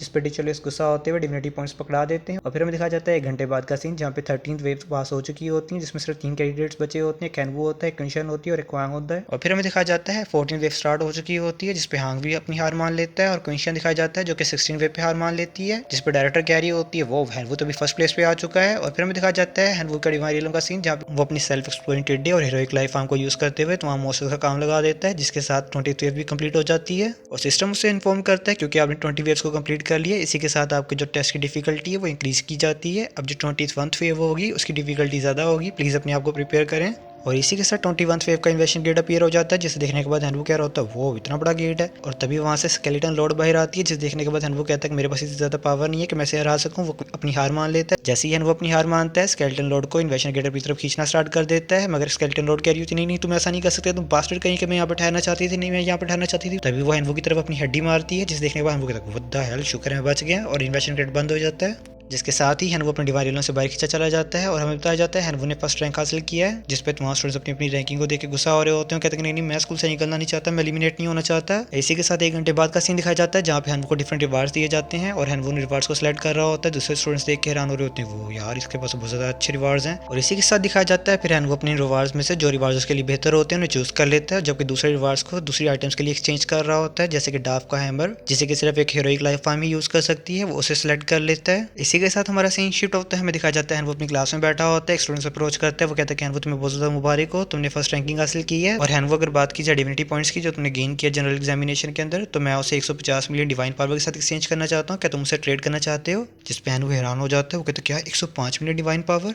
ये इतनी ज़्यादा पावर मुझे क्यों दे रहा है सिर्फ एक डिविनिटी पॉइंट के बदले में। फिर हैनवू उससे पूछना स्टार्ट कर देता है अच्छा मगर किस वजह से, मैं तुम्हें अपनी डिविनिटी पॉइंट क्यों दूँ। जिस पे वो बंदा कहता है इसमें रीजन वाली कोई बात नहीं, अगर तुम अगर ही करते हो तो मैं 105 मिलियन डिवाइन पावर ट्रांसफर कर देता हूँ, अगर तुम नहीं करते चाहते तो ठीक है, इट्स ओके। जिस पे हैनवू से इनकार कर देता है, मगर तभी वो उसे कहता है कि हैनवू देखो देखो मेरी बात सुनो। फिर वो मजीद कहता है कि हैनवू देखो मेरी बात सुनो, मेरे जो ग्रैंडफादर हैं उन्होंने ट्रू कोड के अंदर प्रमोट होना है, तो उन्हें डिविनिटी पॉइंट्स की जरूरत पड़ेगी। अगर तुम मुझे ये डिविनिटी पॉइंट्स सेल कर देते हो तो तुम्हारा बहुत बड़ा एहसान होगा। और हैनवू सोचता है कि 105 ट्रिलियन पावर सच में बहुत ज़्यादा बड़ी अमाउंट है और मैं इस मौके को गवा नहीं सकता, मुझे हासिल करना ही होगा। तभी उसे मोबाइल के ऊपर एक मैसेज रिसीव होता है, मोबाइल को चेक करता है जहाँ पे गॉडेस उससे कह रही होती है कि हैनवू अगर तुम मुझे अपना डिविनिटी पॉइंट सेल कर देते हो तो मैं तुम्हें 150 मिलियन डिवाइन पावर दूंगी। जिसे देखने के बाद हैनवू शॉक हो जाता है, क्या 150 डिवाइन मिलियन पावर? फिर वो गॉडेस से मजीद पूछता है इसकी क्या वजह है, इस पे गॉडेस बताती है कि तुम्हें नहीं पता जो एक डिविनिटी पॉइंट है उसकी जो कीमत है वो 100 मिलियन से भी ऊपर है। मगर क्या तुम्हारे पास कॉमन सेंस नहीं है? जो डिविनिटी पॉइंट है जो 100 मिलियन में मिलता है वो सिर्फ कॉमन डिविनिटी पॉइंट है जो कि ट्रू गॉड अपने खुद से प्रोड्यूस करने के बाद सेल करता है। ये पावर ऑफ फेथ है जो कि उनके फैमिली से जनरेट करते हैं। इसे यूज करते हैं वो अपनी खुद की डिविनिटी को गैदर करते हैं और इसे आगे सेल करते हैं। मगर ये जो डिविनिटी होती है इसमें दूसरे गॉड के फैमिलियर्स का फेथ मिक्स होता है, जिसकी वजह से ये दूसरे बंदे के लिए बिल्कुल भी सूटेबल नहीं होती। ये उसके डिवाइन पावर के कंडेंस करने के रेट को कम कर देती है। मगर जो डिविनिटी तुमने हासिल की है वो किसी दूसरे गॉड के फैमिलियर्स के थ्रू नहीं बनाई गई, ये टोटली अलग है। इसकी जो मार्केट वैल्यू है वो कम से कम भी 150 मिलियन डिवाइन पावर होगी, मगर इसके लिए ऐसी कोई मार्केट मौजूद नहीं है जहाँ पे इसे परचेज किया जा सके। जिस पे वो हैरान हो जाते हैं। अच्छा कहता है अच्छा तो ये बंदा मुझे स्कैम करने की कोशिश कर रहा था। उसे कहता है भाई निकल जा दफ़ा हो जाए यहाँ से, स्कैमर कहीं के। जिसपे वो बंदा भी गुस्से होते हुए कहता है कि हैनवू तुम्हें इतना ज़्यादा कोकी होने की जरूरत नहीं है, तुमने पहली प्लेस के हासिल कर लिए, तुम तो हवाओं में उड़ रहे हो। वो से ऐसे गालियाँ शालियाँ देते हुए निकल जाता है और हैनवू मन ही मन में खुश हो जाता है कि पैसा ही पैसा होगा भाई, पैसा ही पैसा। और इसी के साथ हमारा सीन शूट होता है। हमें दिखा जाता है हैनवू के डिवाइन रिलम का सीन, जहाँ पे हैनवू जितनी भी आइटम्स उससे जनरल एग्जामिनेशन के रिवार्ड में मिली है उन्हें सेट कर रहा होता है अपने डिवाइन रिलम में। पहले नंबर पे वो एक टेम्पल को सेट करता है, दूसरे नंबर पे फाउंटेन ऑफ लाइफ को सेट करता है जो कि आपके किसी भी एरिया को लाइफुल बना देगी। वो इसे डेजर्ट में सेट कर देता है। उसके बाद वो डार्क्स को एक हैमर दे देता है और उन्हें बता देता है जब भी तुम्हारे अंदर से कोई हीरोइक लाइफ फॉर्म उभरेगी तो उसे यूज कर पाएगी। इसी के साथ वो एक डार्क को आगे बुलाता है, उसे एक फ्रूट दे देता है, उसे कहता है कि इसके थ्रू तुम हीरोइक लाइफ फॉर्म में कन्वर्ट हो सकते हो। जिसे लेते हुए डार्क बहुत ज्यादा इमोशनल हो जाता है और फिर हमें दिखा जाता है वो एक पॉइजन बीट को अपने रियलम के अंदर स्थापित कर रहा होता है। मगर तभी टीचर की कॉल आ जाती है जिसपे हैनवू ने ग्रीट करता है और टीचर ने बताते हैं कि देखो हैनवू तुम्हें मैंने कहा था कि पॉइजन बीट को सिलेक्ट करना एग्जाम के अंदर और तुमने उसे सिलेक्ट भी किया है। इसके अलावा मेरे पास तुम्हारे लिए कुछ रिवार्ड है क्योंकि मैं तुम्हें कहा था कि मैं तुम्हारी मदद करूंगा तुम्हारी डिवाइन रियलम को अपग्रेड कराने में, तुम्हारे कोर फैमिलियर्स को पावरफुल बनाने में। मैं अपना वादा पूरा करते हुए तुम्हें 2 ऑप्शन देता हूँ। पहले ऑप्शन में मैं तुम्हें कुछ डिविनिटी पॉइंट देता हूँ जो कि मैंने टीचर लिया से बेट के अंदर जीते थे, जो तुम्हारी वजह से ही मुझे मिले, इसलिए मैं तुम्हें उनमें से हिस्सा दे सकता हूँ। और सेकंड ऑप्शन में मैं तुम्हें ऑप्शन देता हूँ कि तुम इस चीज को सिलेक्ट करो। ये एक स्पॉइलर वार है जो कि मुझे दूसरे रिलम्स में फाइट करते हुए मिला था। ये हेवनली डीमन इंसेक्ट के किंग का अंडा है। और फिर टीचर वलीद हैनवू को फीटस अंडे की अहमियत बताते हैं, जिसे सुनने के बाद हैनवू फीटस अंडे को सिलेक्ट कर लेता है। जिस पर टीचर वलीद कहते हैं तुम्हारी चॉइस काबिल तारीफ है, मैंने तुम्हें पहले कहा था कि पॉइजन बीट को सिलेक्ट करो, वो मैंने इसलिए कहा था क्योंकि मेरे पास हेवनली डीमन इंसेक्ट का अंडा है, ये फीटस अंडा है। इन दोनों के कॉम्बिनेशन की मदद से तुम्हारे टिड्डे इवॉल्व हो जाएंगे, उनके अंदर पॉइजनस एट्रीब्यूट भी आ जाएगा। हैनवू उनका शुक्रिया अदा करता है। कॉल कट करने के बाद वो एक डिवाइन ट्री के नीचे जाके उस अंडे को स्थापित कर देता है, पॉइजन बीट को भी वहीं पर स्थापित कर देता है। जिसके बाद हमें 2 दिन बाद का सीन दिखाया जाता है जहाँ पे कुछ टिड्डों ने इन चीजों को खा लिया होता है और ऑब्जॉर्व कर लिया होता है। ऑब्जॉर्व करने की वजह से वो कोकून में कवर हो जाते हैं और उसमें ग्रो करना स्टार्ट कर देते हैं और इसी के साथ कोकून टूटना स्टार्ट हो जाता है, जिसे देखने के बाद हैनवू हैरान हो रहा होता है। उसके अंदर से कोर फैमिलियर बाहर आता है जो कि अपग्रेड होने के बाद हेवनली डीमन इंसेक्ट में कन्वर्ट हो चुका होता है। ये उसका कोर फैमिलियर बन चुका होता है जो कि एक ऑर्डिनरी क्रिएचर है, मगर जो इसके पॉइजनस एट्रीब्यूट है वो बहुत ज्यादा अमेजिंग होते हैं। इसका जो बिलीव लेवल है, फेथ लेवल है, फैंटास्टिक बिलीवर का है। जिसे देखने के बाद हैनवू खुश हो जाता है। वो कहता है इनका साइज और इनकी जो पावर है वो मेरे से 2 गुना ज्यादा है। और तभी वो पॉइजनस बीट को बाहर निकालता है, उसे अपने कोर फैमिलियर्स को खिला देता है, जिसकी वजह से वो पॉइजनस टिड्डा दोबारा से अपग्रेड हो जाता है। वो अभी एक लाइट लाइफ में बन चुका है। और तभी हमारा सीन शुरू होता है। हमें दिखा जाता है हेडमास्टर का सीन जो कि एक अभ्यास में होते हैं। उन्हें टीचर वलीद की कॉल आती है, उनकी कॉल को अटेंड कर लेता है और तभी टीचर वलीद हेडमास्टर को बताते हैं मेरा एक स्टूडेंट है जिसे मॉन्स्टर की लाशों की जरूरत है, मॉन्स्टर्स की कॉर्प्स की जरूरत है, फ्लैश की जरूरत है। अगर आपके पास फ्लैश मौजूद हो तो मेरा स्टूडेंट से बाय करना पसंद करेगा। जिस पर हेडमास्टर हैरान होते हुए कहते हैं क्या वो इस कचरे का क्या करेगा, वो इतना ज्यादा फ्लैश का क्या करेगा। जिस पर टीचर वलीद कहते हैं कि देखें वो ऐसी बात है कि अपने फैमिलियर्स को राइज कर रहा है तो उसके फैमिलियन को खा के अपग्रेड हो सकते हैं। जिस पर हेडमास्टर याद करते हुए कहते हैं अच्छा तो ये वही यंग जीनियस है ना जो कि डेमीगॉड के साथ लड़ा था कुछ दिन पहले। चलो कोई बात नहीं है, वैसे भी वो स्टूडेंट एक जीनियस स्टूडेंट है तो मैं उसे ऐसे ही ये फ्री में दूंगा। और तभी वो टीचर वलीद को एक कार्ड ट्रांसफर करना स्टार्ट कर देते हैं और बताते हैं कि इसके अंदर 1 मिलियन ब्लड पपिट मॉन्स्टर्स का फ्लैश है। और इसी के साथ दिखाया जाता है एक दिन बाद का सीन जहाँ पर टीचर वलीद दोबारा से कॉल कर रहे होते हैं हेडमास्टर को, बता रहे होते हैं कि स्टूडेंट ने ऑलरेडी वो मटेरियल यूज़ कर लिया है, क्या थोड़ा और मटेरियल प्रोवाइड कर सकते हैं।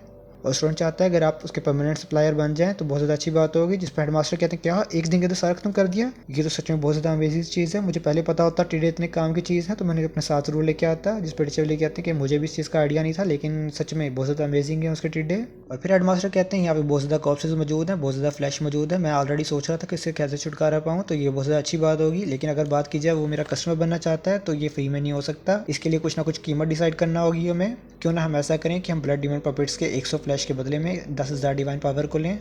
जिस पर टीचर वलीद कहते हैं कि मैं पूछ के बताता हूँ। तो तभी वो हैनवू से पूछते हैं और हैनवू उस चीज़ पे एग्री कर जाता है, जिस पे वो प्रिंसिपल को बताते हैं कि स्टूडेंट चीज़ पे एग्री कर चुका है, जिस पे प्रिंसिपल भी उसे कार्ड भर के दे देते हैं। दिखाया जाता है 5 दिन बाद का सीन, जहाँ पे हैनवू के टिड्डे वॉल्व होने के बाद काफ़ी ज़्यादा पावरफुल बन जाते हैं, जिसके साथ ही वो कहता है कि अब टाइम आ चुका है कि मैं सेक्रीफाइस दूँ। वो बिलियंस ऑफ टिड्डों को सेक्रीफाइस कर देता है। बिलियंस ऑफ टिड्डों को सेक्रीफाइस करने की वजह से सिस्टम की तरफ से उसे दोबारा से 3 ऑप्शन दिए जाते हैं। पहला ऑप्शन ये होता है कि जाइंट वॉरियर आपको प्रोवाइड किया जाएगा, जो कि एक्स्ट्राऑर्डिनरी लाइफ फॉर्म है। सेकंड ऑप्शन में आपको लेवल 3 का स्किल क्रिस्टल प्रोवाइड किया जाएगा, जिसका नाम पॉइजन ब्लास्ट है, जिसे अगर आप अपने डिवाइन कोरिल्ला में लोड कर लेंगे तो आपके कोर फैमिलियर्स के पास पॉइजन ब्लास्ट की पावर आ जाएगी। और ऑप्शन 3 में आपको एक डिकम्पोजिशन सिस्टम दिया जाएगा, जिसके अंदर आप किसी भी चीज़ को डाल के डिकम्पोज कर सकते हैं, उससे प्योर एनर्जी को एक्सट्रैक्ट कर सकते हैं। जिस पर वो सोच रहा होता है 12 बिलियन लाइफ फॉर्म की एक्सचेंज के अंदर ये ऑप्शन इतने ज़्यादा बुरे भी नहीं है। और तभी वो ऑप्शन 3 को सिलेक्ट कर लेता है और कहता है कि मैं ऑप्शन 3 को सिलेक्ट करूँगा, क्योंकि मेरे पास ऑलरेडी बहुत ज़्यादा मटीरियल है, काफ़ी ज़्यादा क्रिस्टल्स ऐसे मौजूद हैं जिनसे मुझे एनर्जी को एक्सट्रैक्ट करना है, उसे कन्वर्ट करना है। ऑप्शन 3 को सिलेक्ट कर लेता है, जिसकी वजह से सिस्टम उसे एक डिकम्पोजिशन मशीन प्रोवाइड कर देता है, जिसे देखने के बाद हैनवू कह रहा होता है वो ये तो सच में बहुत ज़्यादा बड़ी मशीन है। और तभी हैनवू सिस्टम में कुछ आयरन ओर्स को डाल के उसे ट्राई करना स्टार्ट कर देता है और सिस्टम फौरन से उन आयरन ओर्स को रिफाइन करके उनसे प्योर एनर्जी को एक्सट्रैक्ट कर देता है, उनकी क्वालिटी को इनहेंस करके उसे आयरन क्रिस्टल में कन्वर्ट कर देता है। जिसे देखने के बाद हैनवू कहता है वो यार इसने आयरन ओर्स को आयरन क्रिस्टल में कन्वर्ट कर दिया,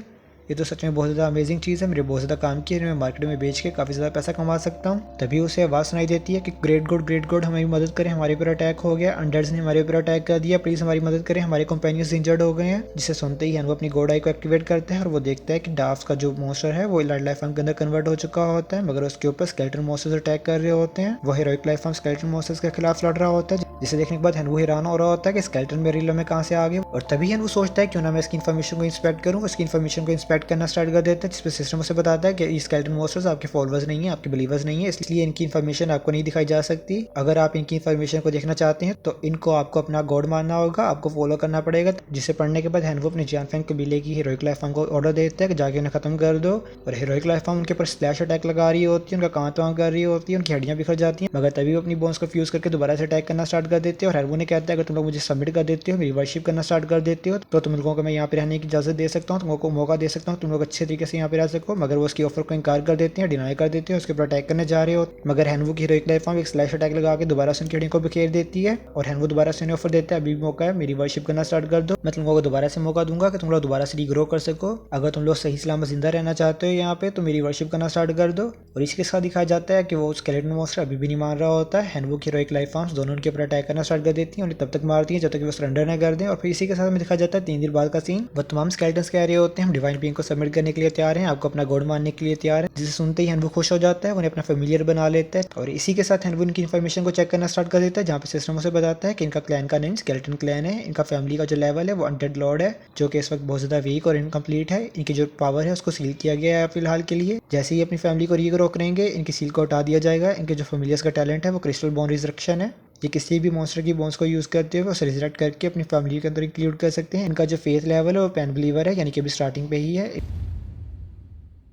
नेक्स्ट एपिसोड की स्टार्ट प्रीवियस सीन से ही होती है, जो हमें दिखाया गया था हैनवू ने जनरल एग्जाम में फर्स्ट रैंक हासिल की होती है। फर्स्ट रैंक हासिल करने की वजह से स्कूल की तरफ से उसे वेरियस रिवॉर्ड दिए जाते हैं, जिनका इस्तेमाल करते हुए वो अपने टिड्डों को हेवनली डीमन इंसेक्ट में इवॉल्व कर लेता है। और इसी के साथ में बताया जाता है कि 3 माह गुजर चुके हैं, जिसकी वजह से उनका फाइनल एग्जाम का टाइम आ चुका है। और टीचर वाली सभी को फाइनल एग्जाम के कंटेंट के बारे में बता रहे होते हैं कि ये आपका लास्ट एग्जाम है, इसके रिजल्ट की बेस पे आप किसी भी टॉप यूनिवर्सिटी में एडमिशन ले सकते हैं, इवन कि आप इंपीरियल अकेडमी में भी जा सकते हैं अगर आप अच्छा परफॉर्म करते हैं। जिस पे हैनवू सोचता है कि मेरे लिए एक बहुत ज़्यादा अच्छी अपॉर्चुनिटी है कि मैं इंपीरियल अकेडमी में जा सकूँ। वैसे मेरी दादा की आखिरी ख्वाहिश थी कि मैं इंपीरियल अकेडमी में जाऊँ, अपने पेरेंट्स को ढूंढूं वहाँ पे जाके, जो कि इंपीरियल अकेडमी के क्योस में लापता हो चुके हैं। और फिर टीचर वाली मजीद बताते हैं कि फाइनल एग्जाम 1 घंटे के बाद स्टार्ट होगा, आप लोगों के पास 1 घंटे तक का टाइम है अपनी प्रिपरेशन कर लें। डिमोनिक अभ्यास में आपका एग्जाम होगा, उसके लिहाज से अपने आप को प्रिपेयर कर लें। जिसे सुनने के बाद स्टूडेंट्स आपस में डिस्कस करना स्टार्ट कर देते हैं कि अभ्यास रंजन यार वो तो डिमोनिक ऑरा के साथ भरी होती है, वहाँ पे तो अनडेड क्रीचर्स होते हैं, मॉन्स्टर्स ही मॉन्स्टर्स होते हैं, वहाँ पे तो सिर्फ स्केलेटन जैसे मॉन्स्टर ही कारआमद होते हैं, लेकिन हमारे पास तो स्केलेटन जैसे मॉन्स्टर है ही नहीं है। हमें उन लोगों के साथ टीम अप करना होगा जिनके पास स्केलेटन आर्मी है। और इसी के साथ हमें दिखाया जाता है क्लास मीटर जो कि सोच रहा होता है मेरे पास एक बहुत ज़्यादा अच्छा चांस है कि मैं टॉप रैंक को हासिल करूँ और सभी को दिखाऊं कि यहाँ पे स्ट्रॉन्ग कौन है। मगर तभी उसे एक अननोन नंबर से कॉल आती है जिसे वो अटेंड करता है और हमें पता लगता है ये कॉल किसी और की नहीं बल्कि टीचर लियस की है, जो कह रहे होते हैं कि जैंग तुम्हें मेरे लिए काम करना होगा। एक ऐसा बंदा है जिससे मैं छुटकारा हासिल करना चाहता हूँ, जिसका काम लगाना चाहता हूँ। अगर तुम उसका काम मांग कर देते हो तो मैं तुम्हें जो मांगोगे वो प्रोवाइड करूंगा। जिस पर क्लास मॉनिटर यानी कि जैंग टीचर लियस से कहता है कि अगर ये हैनवू के बारे में है तो उसके बारे में आपको फिक्र करने की कोई जरूरत नहीं है, वो ऑलरेडी मेरी हिट लिस्ट में है। मैं वैसे भी उसका कुछ ना कुछ करने ही वाला था। जिस पर टीचर लियस खुश हो जाते हैं, वो कहते हैं कि आज एक्सपेक्टेड, जैसे कि मुझे अपने फेवरेट स्टूडेंट से एक्सपेक्टेड था। अगर तुम मेरा ये काम कर देती हो तो ये मेरे पे बहुत ज़्यादा बड़ा एहसान होगा और मैं किसी का एहसान नहीं रखता, इसलिए मैं तुम्हें ये कार्ड मार देता हूँ। हमें दिखाया जाता है वो उसे एक कार्ड ट्रांसफर कर देते हैं जो कि demonic dragon heroic life form का होता है, जिसे पाने के बाद जैंग खुश हो जाता है। वो कहता है कि इसे इस्तेमाल करते हुए मैं अभी आज डंजन में टॉप रैंक को हासिल कर सकता हूँ, मुझे कोई भी नहीं रोक सकेगा। और इसी के साथ गाइस हमें दिखाया जाता है फाइनल एग्जाम स्टार्ट हो जाता है। तमाम स्टूडेंट्स अपने अपने डिवाइस में खींचे चले जाते हैं और फाइनल एग्जाम के रूल्स के बारे में बताया जाता है कि सभी के पास एक चांस होगा कि वो अपने फेमिलियर्स के रूप ले सकते हैं, वो उनकी इनकारनेशन बन सकते हैं, उनकी एबिलिटीज को यूज कर सकते हैं। और बताया जाता है कि अगर स्टूडेंट इनकारनेशन फॉर्म के अंदर मर भी जाता है तो उसके पास दोबारा से एक चांस होगा कि वो रिवाइव हो जाए।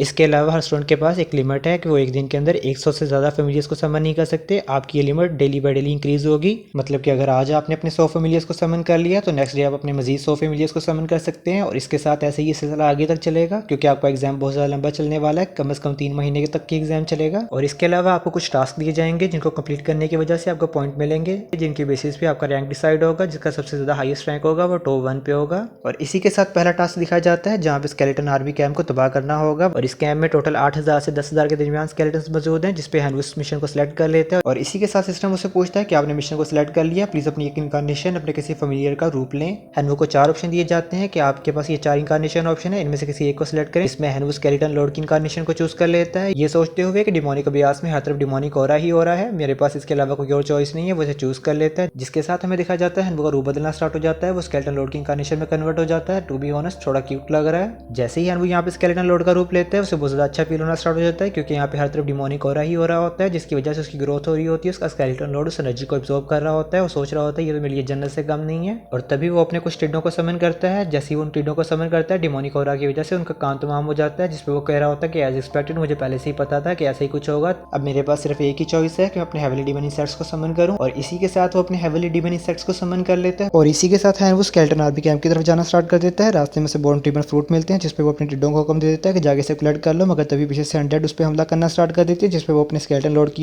एबिलिटीज को यूज करते हैं मॉन्स्टर्स का काम लगा देता है। उसके टिड्डों ने फ्रूट्स भी अभी तक कलेक्ट कर लिए होते हैं और वो फ्रूट्स को अपने कार्ड में स्टोर करना स्टार्ट कर देता है, मगर अभी भी 100 फ्रूट ऐसे होते हैं जो कि बच चुके होते हैं, उसके पास स्टोरेज खत्म हो चुकी होती है। और वो सोचता है कि मेरे पास एक प्लान है, क्यों ना मैंने सेल कर दूं। वो क्लास ग्रुप में जाता है और बताता है कि मेरे पास 100 से ज्यादा बॉर्न ट्रिबन फ्रूट है, अगर किसी को चाहिए तो बताओ, मैं सेल कर सकता हूँ, ये एक्सचेंज कर सकते हैं। जिसपे एक स्टूडेंट कहता है क्या मतलब एक्सचेंज कर सकते हैं, ये तो सरासर चीटिंग है। जिसपे दूसरा स्टूडेंट कहता है इसमें चीटिंग वाली कौन सी बात है, ये सिर्फ बिजनेस है, बिजनेस कर रहा है बंदा यहाँ पे, तुम्हें क्या मसला है। और तभी वो हैंडवू से कहता है कि हैंडवू मैं तुमसे 50 डिवाइन पावर के बदले में ले सकता हूँ। दूसरा बंदे भी इसे सेम ऑफर दे रहा होता है, जिसपे टीचर ने कहते हैं कि आप रिसोर्सेज को एक्सचेंज कर सकते हैं, कोई मसला नहीं है, लेकिन आपको रिसोर्सेज के साथ ही एक्सचेंज करना होगा जो कि आपके ब्यास में मिले हैं। ये आप लोगों के लिए पहली वार्निंग है, अगर आप लोगों को 3 वार्निंग्स मिलती हैं तो आपको डिस्क्वालीफाई कर दिया जाएगा, तो प्लीज बी केयरफुल। और हैंडवू सोच रहा होता है यार मेरे पास क्या दिमाग है, मैं तो बिजनेसमैन हूँ, ऐसे तो मेरे पास पैसा ही पैसा होगा। और इसी के साथ हमें दिखाया जाता है क्लास मीटर भी इस चैट को देख रहा होता है, सोच रहा होता है कि हैंडवू मैंने सोचा था मुझे बहुत ज्यादा परेशानी होगी तुम्हें ढूंढने में, मगर तुमने तो अपनी लोकेशन को खुद ही रिवील कर दिया ये बता के कि तुम्हें बॉन्डी में फ्रूट मिले, यानी कि तुम स्केलेटन आर्मी कैंप की तरफ जा रहे हो। अब मैं देखता हूँ तुम्हें कौन बचाता है। तभी वो हैंडवू की तरफ अप्रोच करना स्टार्ट कर देते हैं। और फिर हमें मजीद बताया जाता है क्योंकि हैंडवू ने बॉन्डी में फ्रूट्स को कलेक्ट किया होता है, जिसकी वजह से उसे 20 पॉइंट्स मिले होते हैं। 20 पॉइंट्स मिलने की वजह से उसका रैंक 18 हो जाता है, जिसपे हैंडवू कह रहा होता है कि यार मेरा रैंक 18 हो गया है,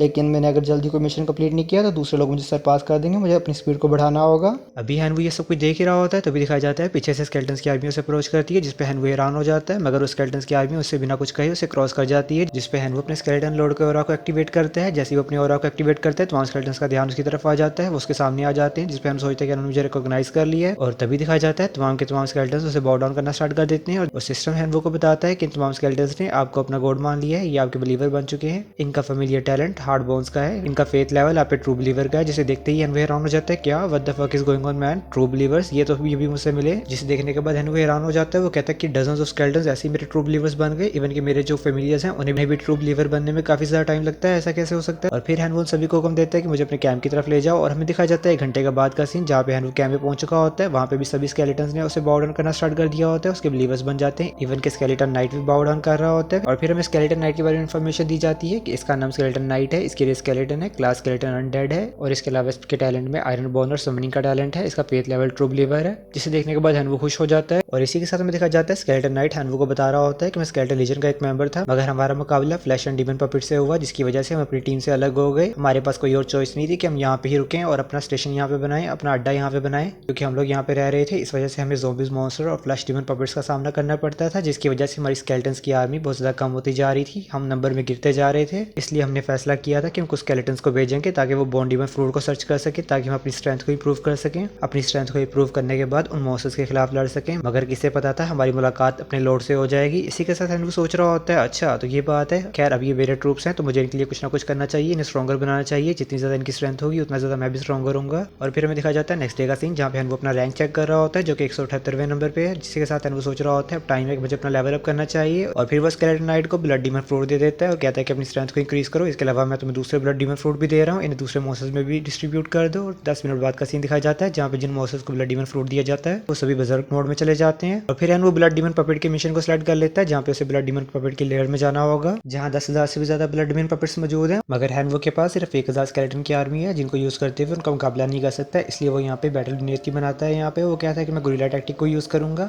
ब्लड डीमन पपेट्स के साथ डायरेक्ट बैटल मेरे लिए नुकसानदेह होगी, इसलिए मुझे गुरिल्ला टैक्टिक को यूज करना होगा। तभी वो स्केलेटन को हुक्म देता है कि जाओ केव के अंदर जाओ, जिसपे वो स्केलेटन केव के अंदर जाता है, जिसे देखते ही ब्लड डीमन पपेट्स उसके ऊपर अटैक करना स्टार्ट कर देते हैं और स्केलेटन वापस पीछे आ जाता है, जिसपे दूसरे स्केलेटन्स मदद करते हुए स्नीक अटैक करके उन तमाम ब्लड डीमन पपेट्स का काम लगा देते हैं। और यही टैक्टिक को यूज करते हुए बार बार ब्लड डीमन पपेट्स को भाई बुलाया जाता है और स्केलेटन्स उनका काम लगा देते हैं। और इसी के साथ हमें बताया जाता है स्केलेटन नाइट की स्किल को यूज करते हुए हेनवू ने ब्लड डीमन पपेट्स की हड्डियों से दूसरे मॉन्स्टर्स को भी समन कर लिया। अब जो उसकी स्केलेटन आर्मी की तादाद है वो 7,000 के करीब है, मगर अभी भी 3,000 ब्लड डीमन पपेट्स के साथ मुकाबला करना बाकी है ताकि वो अपने मिशन को कंप्लीट कर सके। उसके पास बहुत ज्यादा कम टाइम रह चुका होता है, इसलिए वो अपने तमाम स्केलेटन्स को हुक्म दे देता है कि जाओ अटैक करो। और इसी के साथ दिखाया जाता है 1 घंटे बाद का सीन, जहाँ पे स्केलेटन नाइट उसे क्रिस्टल को दे रहा होता है, जिसे हेनवू सबमिट कर देता है। उसका टास्क कंप्लीट हो जाता है, उसे 60 पॉइंट्स मिलते हैं। 60 पॉइंट्स मिलने की वजह से हेनवू का रैंक 108 पे आ जाता है। और इसी के साथ हमें दिखाया जाता है क्लास मॉनिटर का सीन, जो कि अभी भी हेनवू को ढूंढ रहा होता है, मगर अभी तक उसे कोई नामो निशान नहीं मिलता है हेनवू का। मगर तभी वो देखता है कि हेनवू का रैंक इंक्रीज हो गया, जिसपे वो सोचते हैं 60 पॉइंट्स के साथ इसका रैंक इंक्रीज हो गया। इसका मतलब है इसने लाजमी ब्लड डीमन पपेट्स को मारा होगा, उसके मिशन को कंप्लीट किया होगा। अब क्योंकि मुझे पता लग चुका है कि तुम कहाँ पे हो तो तुम इंतजार करो, मैं तुम्हारे लिए आ रहा हूँ। और इसी के साथ हमें दिखाया जाता है वो ब्लड डीमन पपेट्स की लेयर में आ जाता है, जहाँ पे हेनवू अपने स्केलेटन्स की आर्मी के साथ खड़ा होता है। जैसे ही वो स्केलेटन्स की आर्मी को देखता है वो हैरान हो जाता है, ऐसा कैसे हो सकता है, हेनवू के पास स्केलेटन्स की आर्मी कहाँ से आ गई, इसके कोर फेमिलियर्स तो टिड्डे थे, इसके पास इतने ज्यादा स्केलेटन्स कहाँ से आ गए, क्या इसने किसी किस्म की ट्रिक का यूज किया है या इसने अपनी पावर को छुपा के रखा था, क्या इसने अपनी पावर को छुपा के रखा था ताकि ये गुड ग्रेड्स को हासिल कर सके। मगर इसका मुकाबला मेरे से हुआ है, इसकी बुरी किस्मत। और तभी वो अपने हेललाउंड्स को अटैक करने का हुक्म दे देता है, जिसपे उसके हेललाउंड्स हेनवू पे स्नीक अटैक करना स्टार्ट कर देते हैं, जिसे हेनवू नोटिस कर लेता है। मगर तभी उसकी स्केलेटन लॉर्ड की आर्मी उन्हें डिफेंड करती है। और इसी के साथ हमें दिखाया जाता है स्केलेटन्स की आर्मी हेललाउंड के अटैक को डिफेंड करती है। और क्लास मॉनिटर सोच रहा होता है कि डिमोनिक अभ्यास के अंदर अभी हमारा दूसरा दिन ही है और इसने इतनी ज्यादा पावर को गैदर कर लिया, अगर इसे थोड़ा और टाइम दिया गया तो इसे डील करना नामुमकिन हो जाएगा, मुझे इसे आज ही खत्म करना होगा, आज और अभी ही इसका काम लगाना होगा। और इसी के साथ वो टीचर लियोस के दिए हुए कार्ड को एक्टिवेट करते हुए उसकी फुल फॉर्म को एक्टिवेट कर लेता है, जिसकी वजह से वो हीरोइक लाइफ फॉर्म में कन्वर्ट हो जाता है और स्केलेटन्स पे अटैक करना स्टार्ट कर देता है। स्केलेटन्स उसका मुकाबला नहीं कर पा रहे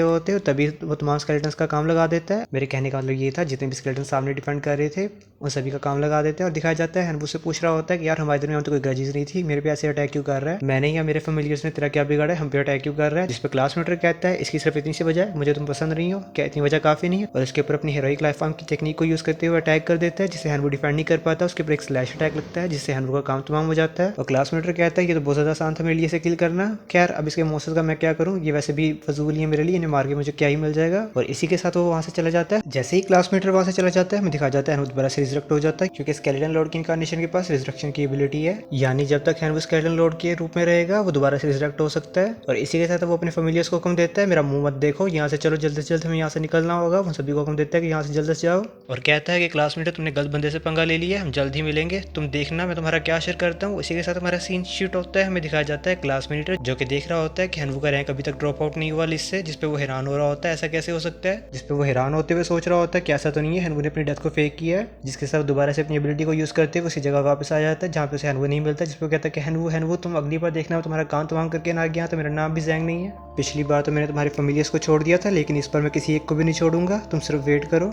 उसके हेललाउंड हर तरफ स्मेल को सूंघने की कोशिश कर रहे होते हैं कि किसी तरीके से किसी स्केलेटन का ट्रेस फाउंड हो जाए, मगर उसे कुछ भी नहीं मिलता। और कुछ दूरी पे दिखाया जाता है हेनवू को जो कि सोच रहा होता है क्लास मीटर की लड़ाई के बाद मुझे इतना पता लगा है कि मेरे स्केलेटन से ज़्यादा पावरफुल नहीं है, मुझे इनकी पावर को इंक्रीज करना होगा, जिसके लिए मुझे मजीद बोन क्रिस्टल्स की जरूरत होगी। और तभी अपने बोन क्रिस्टल्स को बाहर निकालता है और स्केलेटन आर्मी को दे देता है। जैसे स्केलेटन बोन क्रिस्टल को यूज करते हैं उनकी पावर अपग्रेड हो जाती है, जिसपे हेनवू सोच रहा होता है अभी इतना भी काफी नहीं है कि मैं क्लास मीटर को चैलेंज कर सकूं, तो इंपीरियल अकेडमी से रिकॉग्नाइज होना तो दूर की बात है, मुझे अपनी पावर को इंक्रीज करना होगा, अपनी स्केलेटन की आर्मी को इंक्रीज करना होगा, अपने पॉइंट्स को इंक्रीज करना होगा ताकि सभी लोगों की टेंशन मेरे पे आ सके। और तभी वो देखता है उसके पास 2 मिशन होते हैं, जिसमें से वो मिशन 64 को सिलेक्ट कर लेता है, जिसमें उसे गोल्ड डीमन ट्राइब का खात्मा करना होता है। अगर आप इस मिशन को कंप्लीट करते हैं इसके रिवार्ड में आपको 80 एग्जामिनेशन पॉइंट दिए जाएंगे। इसके अलावा 2 लेवल 2 के स्किल क्रिस्टल दी जाएगी, जिसपे हैनवू सोच रहा होता है ये लोग यहाँ के नेटिव हैं, नेटिव क्रिएचर्स हैं, इनके पास डिमोनिक अभ्यास की डिमोनिक पावर होगी जो कि बहुत ज़्यादा सिनिस्टर है। अगर मैं इनको टेम कर लेता हूँ, इन्हें अपना फेमिलियर बना लेता हूँ, तो मेरी स्ट्रेंथ बहुत ज़्यादा इंक्रीज हो जाएगी। इसके अलावा मुझे 80 पॉइंट भी एग्जामिनेशन में मिल जाएंगे, जिससे मेरे रैंक को बूस्ट मिलेगा। मुझे इस मिशन को कंप्लीट करना ही होगा हर हाल में, ताकि मैं अपनी स्केलेटन्स की आर्मी को भी इंक्रीज कर सकूँ और हो सके तो गोल्ड्स को भी अपनी आर्मी में क्लियर कर सकूँ। और इसी के साथ हैनवू अपनी तमाम आर्मी को लेकर गोल्ड डिमन ट्राइब की तरफ बढ़ना स्टार्ट कर देता है। और इसी के साथ में बताया जाता है रियलिटी में 2 महीने से ज़्यादा का टाइम गुजर चुका है और तमाम टीचर्स इनकी परफॉर्मेंस को डिस्कस कर रहे होते हैं। जहाँ पे टीचर कहता है, टीचर लियो, मैंने सुना है कि जो आपका स्टूडेंट है लियोमा, वो बहुत ज़्यादा अच्छा परफॉर्म कर रहा है, उसका अच्छा रैंक है।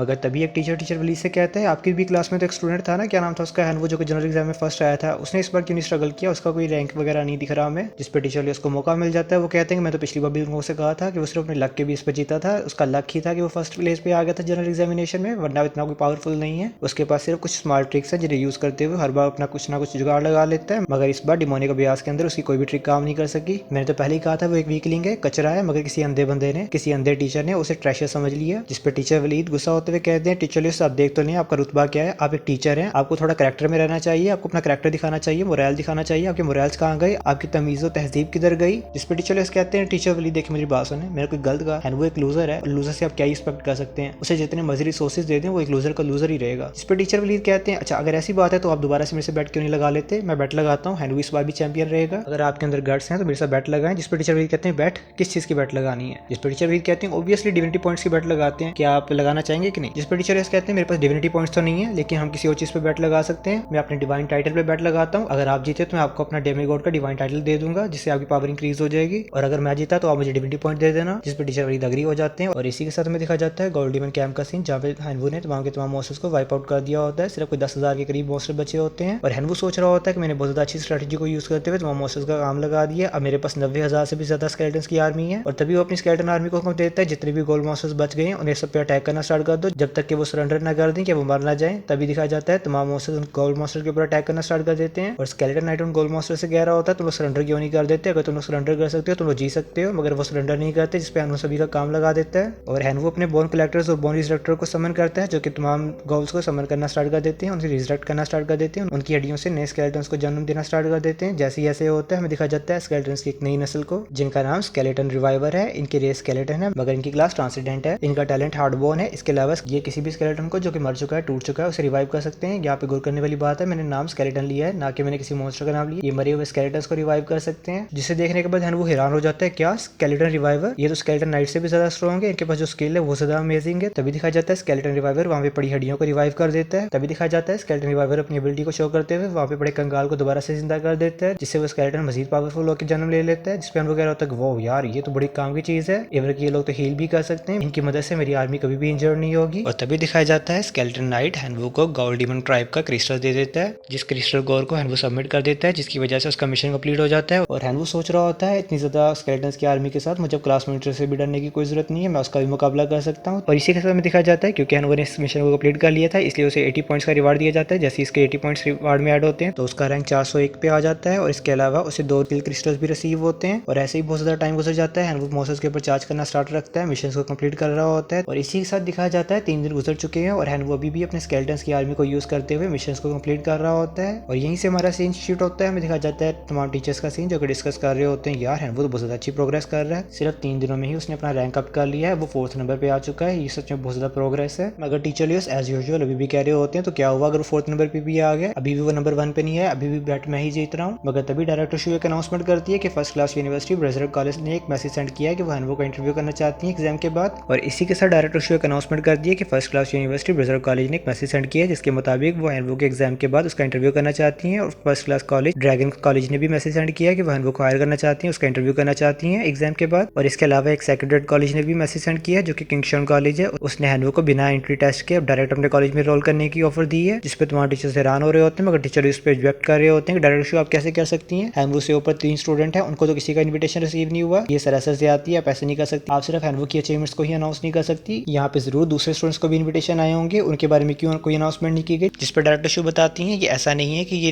रैंकिंग बेस पे है, बल्कि ये इस बेस पे है कि जो भी स्टूडेंट 3000 पॉइंट्स के ऊपर कलेक्ट करेगा और कम से कम एक 80 पॉइंट्स का टास्क कंप्लीट करेगा तो उसे ये इन्विटेशन आएगा। और अभी तक सिर्फ एक हैनवू ऐसा स्टूडेंट है जिसने इस टास्क को अचीव किया है। मगर तभी डायरेक्टर शो एक और अनाउंसमेंट करती है कि क्वीन दी गॉडेस ने भी 80 नंबर के 80 पॉइंट के एक मिशन को कंप्लीट कर दिया है, जिसकी वजह से एक यूनिवर्सिटी की तरफ से उसे भी इन्विटेशन आया है, जिस पर टीचर जो खुश हो जाते हैं। वो सोच रहे होते हैं मुझे इस चीज़ से कोई केयर नहीं है कि कौन नंबर 1 पे आता है, कौन नंबर 2 पे आता है। मुझे सिर्फ इस बात से मसला है कि हैनवुड नंबर 1 पे ना आए, किसी भी तरीके से मुझे ये बैट जीतनी ही होगी। और तभी वो क्लासमेट से कॉन्टैक्ट करते हैं, उसे बताते हैं कि 3 मिशन रह चुके हैं, तुम्हें किसी भी हालत में हाई पॉइंट वाले मिशन को कंप्लीट करना होगा, हैनवुड को हराना होगा। अगर तुम ऐसा कर लेते हो तो मैं तुम्हें बहुत ज़्यादा अच्छा रिवार्ड दूंगा। जिस पे क्लासमेट भी कहता है ठीक है मैं समझ गया हूँ, और वो 90 पॉइंट वाले मिशन को लेने का फैसला करता है। और इसी के साथ हमारा सीन शूट होता है। हमें देखा जाता है हैनवुड भी मिशन को देख रहा होता है, जहाँ पे उसे बताया जाता है सिर्फ 3 मिशन रह चुके हैं। पहले मिशन के 100 पॉइंट है, जहाँ पे उन्हें एक डेमीगॉड फ्रॉग के साथ मुकाबला करना होगा। दूसरे मिशन में 90 पॉइंट है, जहाँ पे बुल डीमन ट्राइब का खात्मा करना होगा। इससे पहले वो थर्ड मिशन को कंप्लीटली पढ़ पाता है। थर्ड मिशन ऑलरेडी किसी ने कंप्लीट कर दिया होता है, जिसके साथ एनवू सोच रहा होता है ऐसा कैसे हो सकता है, अब सिर्फ 2 मिशन बचे हैं। तभी वो ब्लड डीमन ट्राइब की तरफ बढ़ना स्टार्ट कर देते हैं। हमें दिखाया जाता है ब्लड डीमन ट्राइब में जहाँ पे 2 लोग लड़ाई कर रहे होते हैं। ये दिखाया जाता है एक क्लास मॉनिटर है और एक उसका दोस्त है। उसका दोस्त क्लास मॉनिटर से कह रहा होता है यार तुमने मुझे इतनी बड़ी ऑफर क्यों दी कि मैं तुम्हारे साथ ज्वाइन हेड करूँ इस मिशन को कंप्लीट करने के लिए, तुम अकेले भी तो कर सकते थे, क्या तुम फर्स्ट नहीं आना चाहते। जिस पे क्लास मॉनिटर कहता है कि नहीं यार तू मेरा दोस्त है, मैं तेरे साथ ऐसा कैसे कर सकता हूँ, तू मेरा दोस्त है, मैं तेरी भी तो हेल्प करना चाहता हूँ। जिस पे वो कहता है कि बस बकवास ना कर, मुझे सारा पता है, तू हैनवुड का नंबर 1 नहीं आना देना चाहता है, इसलिए तू मेरे साथ कोलैबोरेट कर रहा है क्योंकि तुझे पता है तो वो अकेले से डील नहीं कर सकता। जिस पे क्लासमेट कहते हैं शट अप, ठीक है पता है मुझे भी पता है। जिस पे क्लासमेट कहते हैं जब तुझे पता है तो पूछ क्यों रहा है, मैं सिर्फ हैनवुड को जीतने नहीं देना चाहता, इसलिए मैं तेरे साथ कोलैबोरेट कर रहा हूँ, अगर तुझे कोई मसला है तो बता।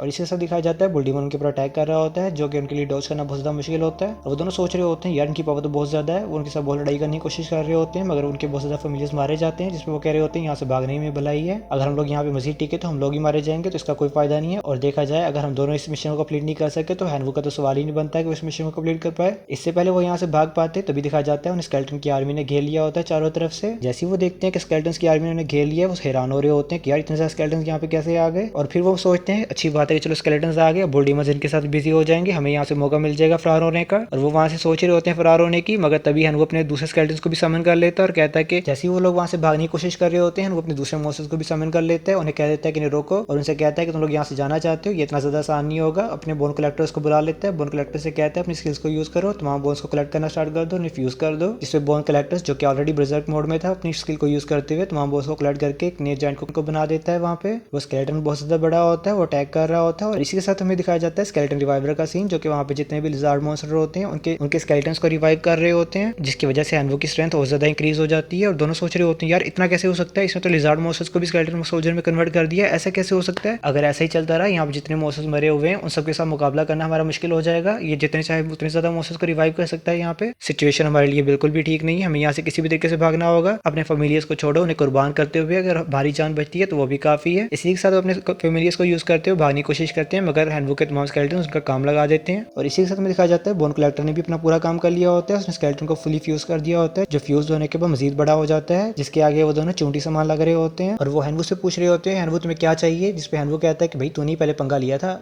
अब तू मुझसे क्यों पूछ रहा है मुझे क्या चाहिए। जिसपे क्लासमेट गुस्सा होते हुए कहता है तुम्हारी तो फैमिलियर टिड्डे नहीं थे, तुम इनको कैसे यूज कर पा रहे हो। अभी वो अपनी बात कंप्लीट कर ही रहा था, मैं दिखा जाता है वो जाइंट स्केलेटन उसके ऊपर पाँव रख के उसका काम लगा देता है। और हैनवुड कह रहा होता है कि मैं तुम्हें तरस खा रहा हूँ, तुम्हें डायरेक्ट मौत दे रहा हूँ, अगर मेरे बस में होता मैं तुम्हें टॉर्चर करता, तुम्हें शुक्रगुजार होना चाहिए कि मैं तुम्हें टॉर्चर नहीं कर रहा। और इसी के साथ उसका काम लग जाता है। दूसरा स्टूडेंट देख के हैरान हो रहा होता है ऐसा कैसे हो सकता है। दूसरा स्टूडेंट कह रहा होता है हैनवुड की स्ट्रेंथ तो बहुत ज़्यादा है, इसके साथ तो पंगा लेना भी मुश्किल है, मुझे जल्द से जल्द से माफी मांगनी चाहिए। तभी हैनवुड के सामने गिड़गिड़ाते हुए कहता है हैनवुड मुझे माफ करना, ये सारी मिसअंडरस्टैंडिंग है, मेरा मतलब ये नहीं था, मैं तो सिर्फ इसके साथ कोऑपरेट कर रहा था ताकि मॉन्स्टर को मार सकूं, तुम्हें समझना चाहिए, और वैसे भी तुम्हें कुछ खास मिलेगा नहीं मुझे मार के। इस पे हैनवुड सोचता है हाँ बात तो ठीक है, लेकिन तुझे ना मार के भी तो मुझे कौन सा कुछ मिल जाना है। जिस पे वो गिड़गिड़ाते हुए कहता है नहीं मुझे नहीं मारो, मुझे यहाँ पे अभ्यास रीले में जो कुछ भी मिला है मैं तुम्हें आधी चीजें वो दे दूंगा अगर तुम्हें छोड़ देती हो। इस पे हैनवुड उस पर अग्री कर जाता है कि ठीक है जा दफा हो जाए यहाँ से। और इसी के साथ में दिखाया जाता है 5 घंटे बाद का सीन, जहाँ पे हैनवुड ने काफी ज्यादा बुल डीमंस को मार दिया होता है। बुल डीमंस को मारने के बाद उन्हें रिवाइव भी कर लेता है, और इसी के साथ जो बुल डीमंस बचे होते हैं उसे सरेंडर कर देते हैं, उसे अपना लॉर्ड मान लेते हैं, गॉड मान लेते हैं, उसके फैमिलियर्स बन जाते हैं। और इसी के साथ हैनवुड इस मिशन को सबमिट कर देता है। जैसे वो इस मिशन को सबमिट करता है उसे 90 पॉइंट रिवार्ड में मिलते हैं। जैसे उसे 90 पॉइंट रिवार्ड में मिलते हैं वो फर्स्ट रैंक पे आ जाता है। मगर तभी एक और अनाउंसमेंट की जाती है, कुंशंग यानी कि हमारी गॉडेस उसने एक और मिशन कंप्लीट कर लिया होता है, जिसकी वजह से उसके पॉइंट 3600 बन जाते हैं, जो कि सेकंड रैंक पे है। और हैनवुड सोच रहा होता है इसमें कोई भी सरप्राइज वाली बात नहीं है। जिसपे हैनवुड सोच रहा होता है इसमें कोई भी सरप्राइज वाली बात नहीं है, वो ऑलरेडी बहुत ज्यादा स्ट्रॉन्ग थी। अगर मुझे अपने फर्स्ट रैंक को बरकरार रखना है तो मुझे एक और मिशन कंप्लीट करना होगा। इसके सिर्फ एक ही हल है, मुझे डार्क फ्रॉग डेमीगॉड को हराना होगा। अगर मैं इस मिशन को कंप्लीट करता हूँ तो ही मैं फर्स्ट रैंक पे आ सकता हूँ, मगर इसकी जो डिफिकल्टी है वो बहुत ज्यादा है। मेरी जो करंट पावर है उसके साथ भी मैं ऐसे डील नहीं कर सकता। मगर मुझे किसी भी तरीके से टॉप यूनिवर्सिटी के टेंशन को गेन करना है, अगर मुझे टॉप यूनिवर्सिटी के टेंशन को गेन करना है तो मुझे 100 पॉइंट वाला मिशन कंप्लीट करना ही होगा, एक डेमीगॉड का मुकाबला करना ही होगा। और इसी के साथ अपने वहाँ पे मिलियस को हुक्म दे देता है, चलो डार्क फ्रॉग की टेरिटरी में चलते हैं, वहाँ पे जाने को हुक्म दे देता है। नेक्स्ट एपिसोड की स्टार्ट होती है और हमें दिखाया जाता है हेनवू डेमीगॉड फ्रॉग के एरिया की तरफ बढ़ रहा होता है। इसी दौरान गॉडेस दी क्वीन अपने पावरफुल थंडरबर्ड्स के साथ डेमीगॉड फ्रॉग के कबीला पर जबरदस्त हमला कर रही होती है, लेकिन डेमीगॉड फ्रॉग को गुस्सा आ जाता है। वो अपने डार्क मैजिक को इस्तेमाल करते हुए एक मजबूत शील्ड बना लेता है, जिसे गॉडेस और उसके फेमिलियर्स तेज अटैक करके तोड़ने की कोशिश कर रहे होते हैं। मगर तभी वो सभी मिलकर थंडरबॉल को क्रिएट करते हैं, जिसे शील्ड में दरारें आ जाती हैं। मगर तभी डेमीगॉड फ्रॉग एक पावरफुल बीम अटैक करता है, जिससे गॉडेस जख्मी हो जाती है। मगर तभी गॉडेस का डिवाइन ट्री उसे अपनी हीलिंग पावर से हील करना स्टार्ट कर देता है। जैसी गॉडेस हील होती है वो दोबारा से अपने फेमिलियर्स के साथ मिलकर लाइटिंग अटैक करना स्टार्ट कर देती है। जैसे उसकी लाइटिंग स्ट्राइक शील्ड से टकराती है, शील्ड तबाह हो जाती है, जिसपे डेमीगॉड फ्रॉग दोबारा से फॉरबिडन स्पेल्स को यूज करते हुए giant mountain swelling demon frogs को समन कर लेता है। जैसे वो डिप्लॉय होते हैं, जैसे डेमीगॉड उन्हें समन करता है वो अपनी लंबी जुबान से गॉडेस को खींचकर निकल जाते हैं, जिससे गॉडेस बाहर निकलने की कोशिश कर रही होती है, उस पर थंडर स्ट्राइक्स कर रही होती है। मगर उसके अटैक्स जायंट फ्रॉग का कुछ नहीं बिगाड़ पाते, जिसपे गॉडेस सोच रही होती है अगर ऐसा ही चलता रहा तो जल्द ही मैं मारी जाऊंगी। मगर तभी उसे हेनवू की कॉल आती है, जिसपे गॉडेस सोचती है हमेशा गलत टाइम पे क्यों कॉल करता है। खैर वो कॉल को पिक कर लेती है, जिसपे हेनवू उसका चेजा लेते हुए कहता है गॉडेस इंटीरियर तो बड़ा प्यारा लग रहा है, जिसपे हेनवू उसका चेजा लेते हुए कहता है कि गॉडेस इंटीरियर तो बहुत ज्यादा प्यारा लग रहा है, बहुत ज्यादा कमाल लग रहा है, कितने में करवाया। जिसपे गॉडेस कहती है व्हाटएवर, बकवास नहीं करो। और हेनवू उसे कोलैबोरेशन की ऑफर देता है कि हम मिलकर इसका सामना कर सकते हैं, अदरवाइज तुम्हारे सारे के सारे थंडरबर्ड्स मिलकर भी इसका कुछ नहीं बिगाड़ पाएंगे और 10 मिनट में सभी मारे जाएंगे। जिसपे गॉडेस उसे इनकार कर देती है, मगर फिर दोबारा से कुछ सोचते हुए उसे हाँ कर देती है, मगर एक शर्त रखती है कि डेमीगॉड फ्रॉग की बॉडी को वो रखेगी, बाकी जो भी चीज लूट वगैरह मिलेगी उसे हेनवू रख सकता है। जिसपे हेनवू उसकी ऑफर के साथ अग्री हो जाता है, उसे कहता है कि अपने थंडरबर्ड्स को भेजो मुझे पिक करने के लिए, मैं अब तुम्हें लोकेशन सेंड कर रहा हूँ। जिसपे गॉडेस अपने थंडरबर्ड्स को उसे पिक करने के लिए भेजती है। उनकी स्पीड को देख के हेनवू हैरान हो रहा होता है और इसी के साथ दिखाया जाता है हेनवू को थंडरबर्ड्स डेमीगॉड फ्रॉग के एरिया में ले आते हैं, जहाँ पे हेनवू अपने स्केलेटन लीजन को हुक्म देता है कि डेमीगॉड फ्रॉग पे अटैक करना स्टार्ट कर दो। मगर डेमीगॉड फ्रॉग एक ही अटैक करता है तो वहाँ स्केलेटन्स का काम लगा देता है, जिसपे हेनवू सोच रहा होता है स्केलेटन सच में बहुत ज्यादा कमजोर है, अगर ये ऐसे ही इंडिविजुअली अटैक करेंगे तो ये रेजा रेजा हो जाएंगे, ये बहुत ज्यादा कमजोर होते हैं, सिर्फ एक ही टच से हिट हुए और टूट गए।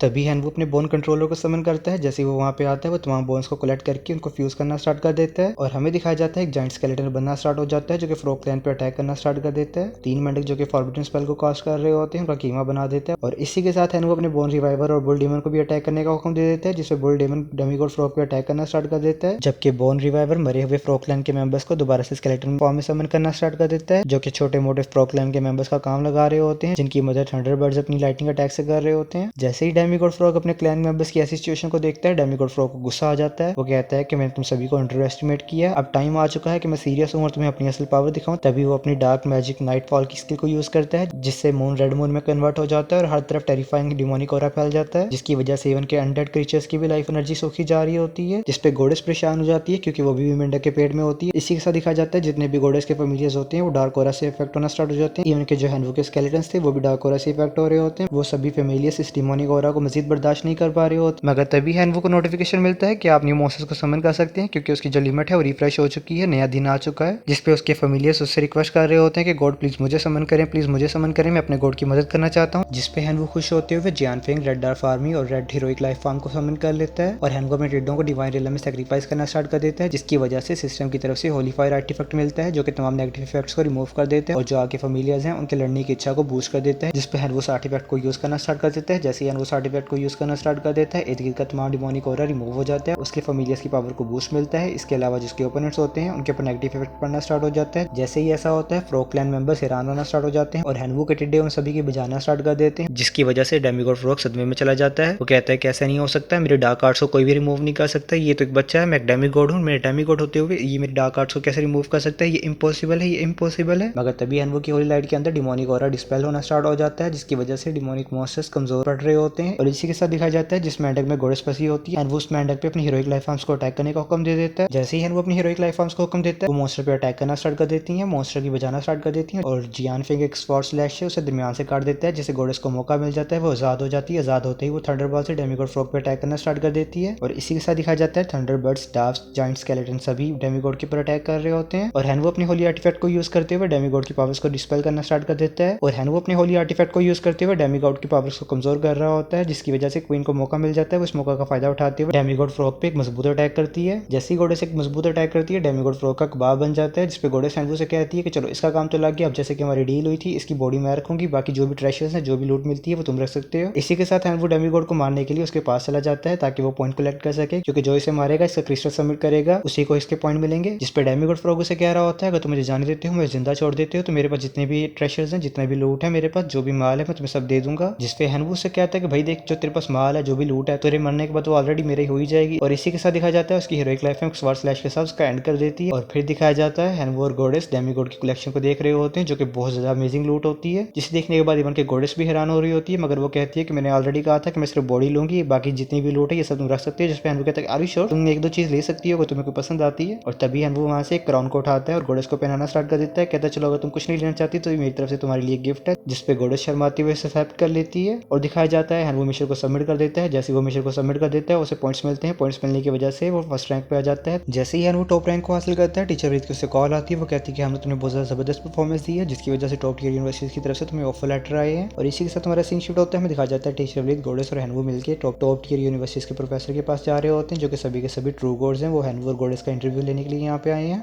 जिसपे हैनवू को डर लग रहा होता है कहीं उसकी एबिलिटीज को ना देख लें, कहीं उन्हें पता ना लग जाए कि मेरे पास लाइफ सेक्रीफाइस की एबिलिटी भी है। मगर जैसे ही वो सभी लोग इंटर करते हैं तभी एक मोटा प्रोफेसर कहता है कि चलो हम लोग सबसे पहले गॉडेस से स्टार्ट करते हैं। और वो कहता है कि गॉडेस, मैंने सुना है कि तुमने एक लॉर्ड क्लास की लाइफ फॉर्म को बना रही हो, जिसके लिए तुमने डेमिगॉड फ्रॉग की बॉडी को यूज करने का फैसला किया है। और फिर मजीद पूछता है क्या तुम मुझे बता सकती हो कि तुम्हारे पास कितने डिविनिटी पॉइंट्स हैं। जिस पे दूसरा प्रोफेसर हैरान हो जाता है। वो कहता है क्या ये लड़की जो कि डेमिगॉड भी नहीं है, ये एक लॉर्ड लाइफ फॉर्म को जन्म देने वाली है? मैं एक ट्रू गॉड हूँ, मगर मैंने भी अभी तक सिर्फ एक ही लॉर्ड लाइफ फॉर्म को जन्म दिया। अगर ये ऐसा कर लेती है सच में बहुत बड़ा फीट होगा। जिसपे गॉडेस बताती है कि हाँ मेरे पास 4 डिविनिटी पॉइंट हैं और मैं एक लॉर्ड लाइफ को जन्म देने की कोशिश कर रही हूँ, उसको प्रोड्यूस करने की कोशिश कर रही हूँ। जिसपे वो मोटा प्रोफेसर कहता है वाह तुम सच में बहुत ज्यादा कमाल की हो, तुम हमारी यूनिवर्सिटी की तुम्हारी रिक्वायरमेंट्स को फुलफिल करती हो। जब भी तुम एक लॉर्ड लाइफ फॉर्म को प्रोड्यूस कर लो तो तुम हमारी यूनिवर्सिटी में एडमिशन ले सकती हो। जिसपे गॉडेस उन्हें थैंक्स करती है। और इसी के साथ मोटा प्रोफेसर हैनवू की तरफ आ जाता है। वो हैनवू से पूछता है मैंने तुम्हारी इन्फॉर्मेशन को देखा था तो मैं तुमसे पूछना चाहता हूँ क्या तुम्हारे कोर फैमिलियर्स टिड्डे हैं? जिसपे हैनवू से हाँ में जवाब देता है। जैसे ही हैनवू हाँ में जवाब देता है वो मोटा प्रोफेसर शीट पे एक क्रॉस लगा देता है और फिर पूछता है कि तुम्हारे पास डिविनिटी पॉइंट्स की तादाद कितनी है? जिसपे हैनवू से बताता है कि मेरे पास एक डिविनिटी पॉइंट है। जिसपे वो मोटा प्रोफेसर एक और क्रॉस लगा देता है। और इसी के साथ वो कहता है कि चलो मुझे अब तुमसे एक आखिरी सवाल पूछना है, तुम मुझे बताओ कि तुम्हारे पास जियानफेंग क्लैन की हीरोइक लाइफ फॉर्म कहाँ से आई? और इसके अलावा तुमने एग्जाम में स्केलेटन लॉर्ड की एक वीक इंकारनेशन को इस्तेमाल किया था, क्या तुम मुझे बता सकते हो तुम्हारे पास ये इंकारनेशन कहाँ से आई? जिसपे हैनवू सोचता है ये बंदा मुझसे पूछ रहा है, इसका मतलब है ये मेरी एबिलिटीज को रीड नहीं कर सकता, और अगर ऐसी ही बात है तो मुझे इसको नहीं बताना चाहिए। और तभी मोटे प्रोफेसर से कहता है सॉरी मैं इसका जवाब नहीं दे सकता। जिसपे मोटा प्रोफेसर हैनवू से कहता है तो सॉरी हम भी आपको एडमिशन नहीं दे सकते, हमारे इंस्टीट्यूट की रिक्वायरमेंट्स के मुताबिक आप फुलफिल नहीं करते। हाँ मगर अगर आपको टॉप टियर यूनिवर्सिटीज में एडमिशन लेना है तो आप उसके लिए एंट्री टेस्ट दे सकते हैं, और मैं आपको गुड लक कहता हूँ कि आप एंट्री टेस्ट में अच्छे तरीके से परफॉर्म कीजिएगा। जिसपे हैनवू भी उन्हें इनका जवाब पत्थर से देते हुए कहता है कि नो थैंक्स, मैं इंटरेस्टेड नहीं हूँ, मैं वैसे भी इंपीरियल अकेडमी में एडमिशन लेने वाला हूँ। और डायरेक्टर शो सोच रही होती है ये हैनवू को उसके फैमिलियर्स पे जज कर रहे हैं, ये कितनी अफसोस की बात है, ये नहीं जानते कि हैनवू कितना एक्सीलेंट स्टूडेंट है। और तभी टीचर वलीद हैनवू को हौसला देते हुए कहते हैं कोई बात नहीं, कोई बात नहीं, यहाँ पे और भी ज्यादा टॉप टियर यूनिवर्सिटीज हैं, अगर तुम चाहो किसी एक में भी ट्राई कर सकते हो, तुम ऐसे ही एडमिशन दे देंगी, लाजमी नहीं है तुम इन्हीं के पास जाओ। जिसपे हैनवू कहता है कि नहीं टीचर वलीद इसकी कोई जरूरत नहीं है, मैं वैसे भी इंपीरियल अकेडमी में जाना चाहता हूँ, मुझे इनकी कोई जरूरत नहीं है। इसी के साथ हैनवू रूम से बाहर आ जाता है जहाँ पे गॉडेस खड़ी होती है और गॉडेस हैनवू को बताती है कि मैं एक लॉर्ड लाइफ फॉर्म को प्रोड्यूस करने वाली हूँ, जिसकी वजह से मुझे किसी भी यूनिवर्सिटी में स्पेशल एडमिशन मिलेगा और मुझे स्पेशल रिसोर्सेज दिए जाएंगे, जिसकी वजह से तुम्हारे और मेरे दरमियान बहुत बड़ा गैप आ जाए, तुम मेरे ओपोनेंट बिल्कुल भी नहीं रहोगे। और मैंने सुना कि तुम इंपीरियल यूनिवर्सिटी में जा रहे हो, अगर तुम वहाँ पे जा रहे हो तो मैं भी वहीं पे आऊंगी और मुझे वहाँ पे भी स्पेशल एडमिशन मिलेगा। जिसपे हैनवू से कहता है कि हाँ मैं लाजमी तौर पर इंपीरियल यूनिवर्सिटी में ही एडमिशन लूंगा।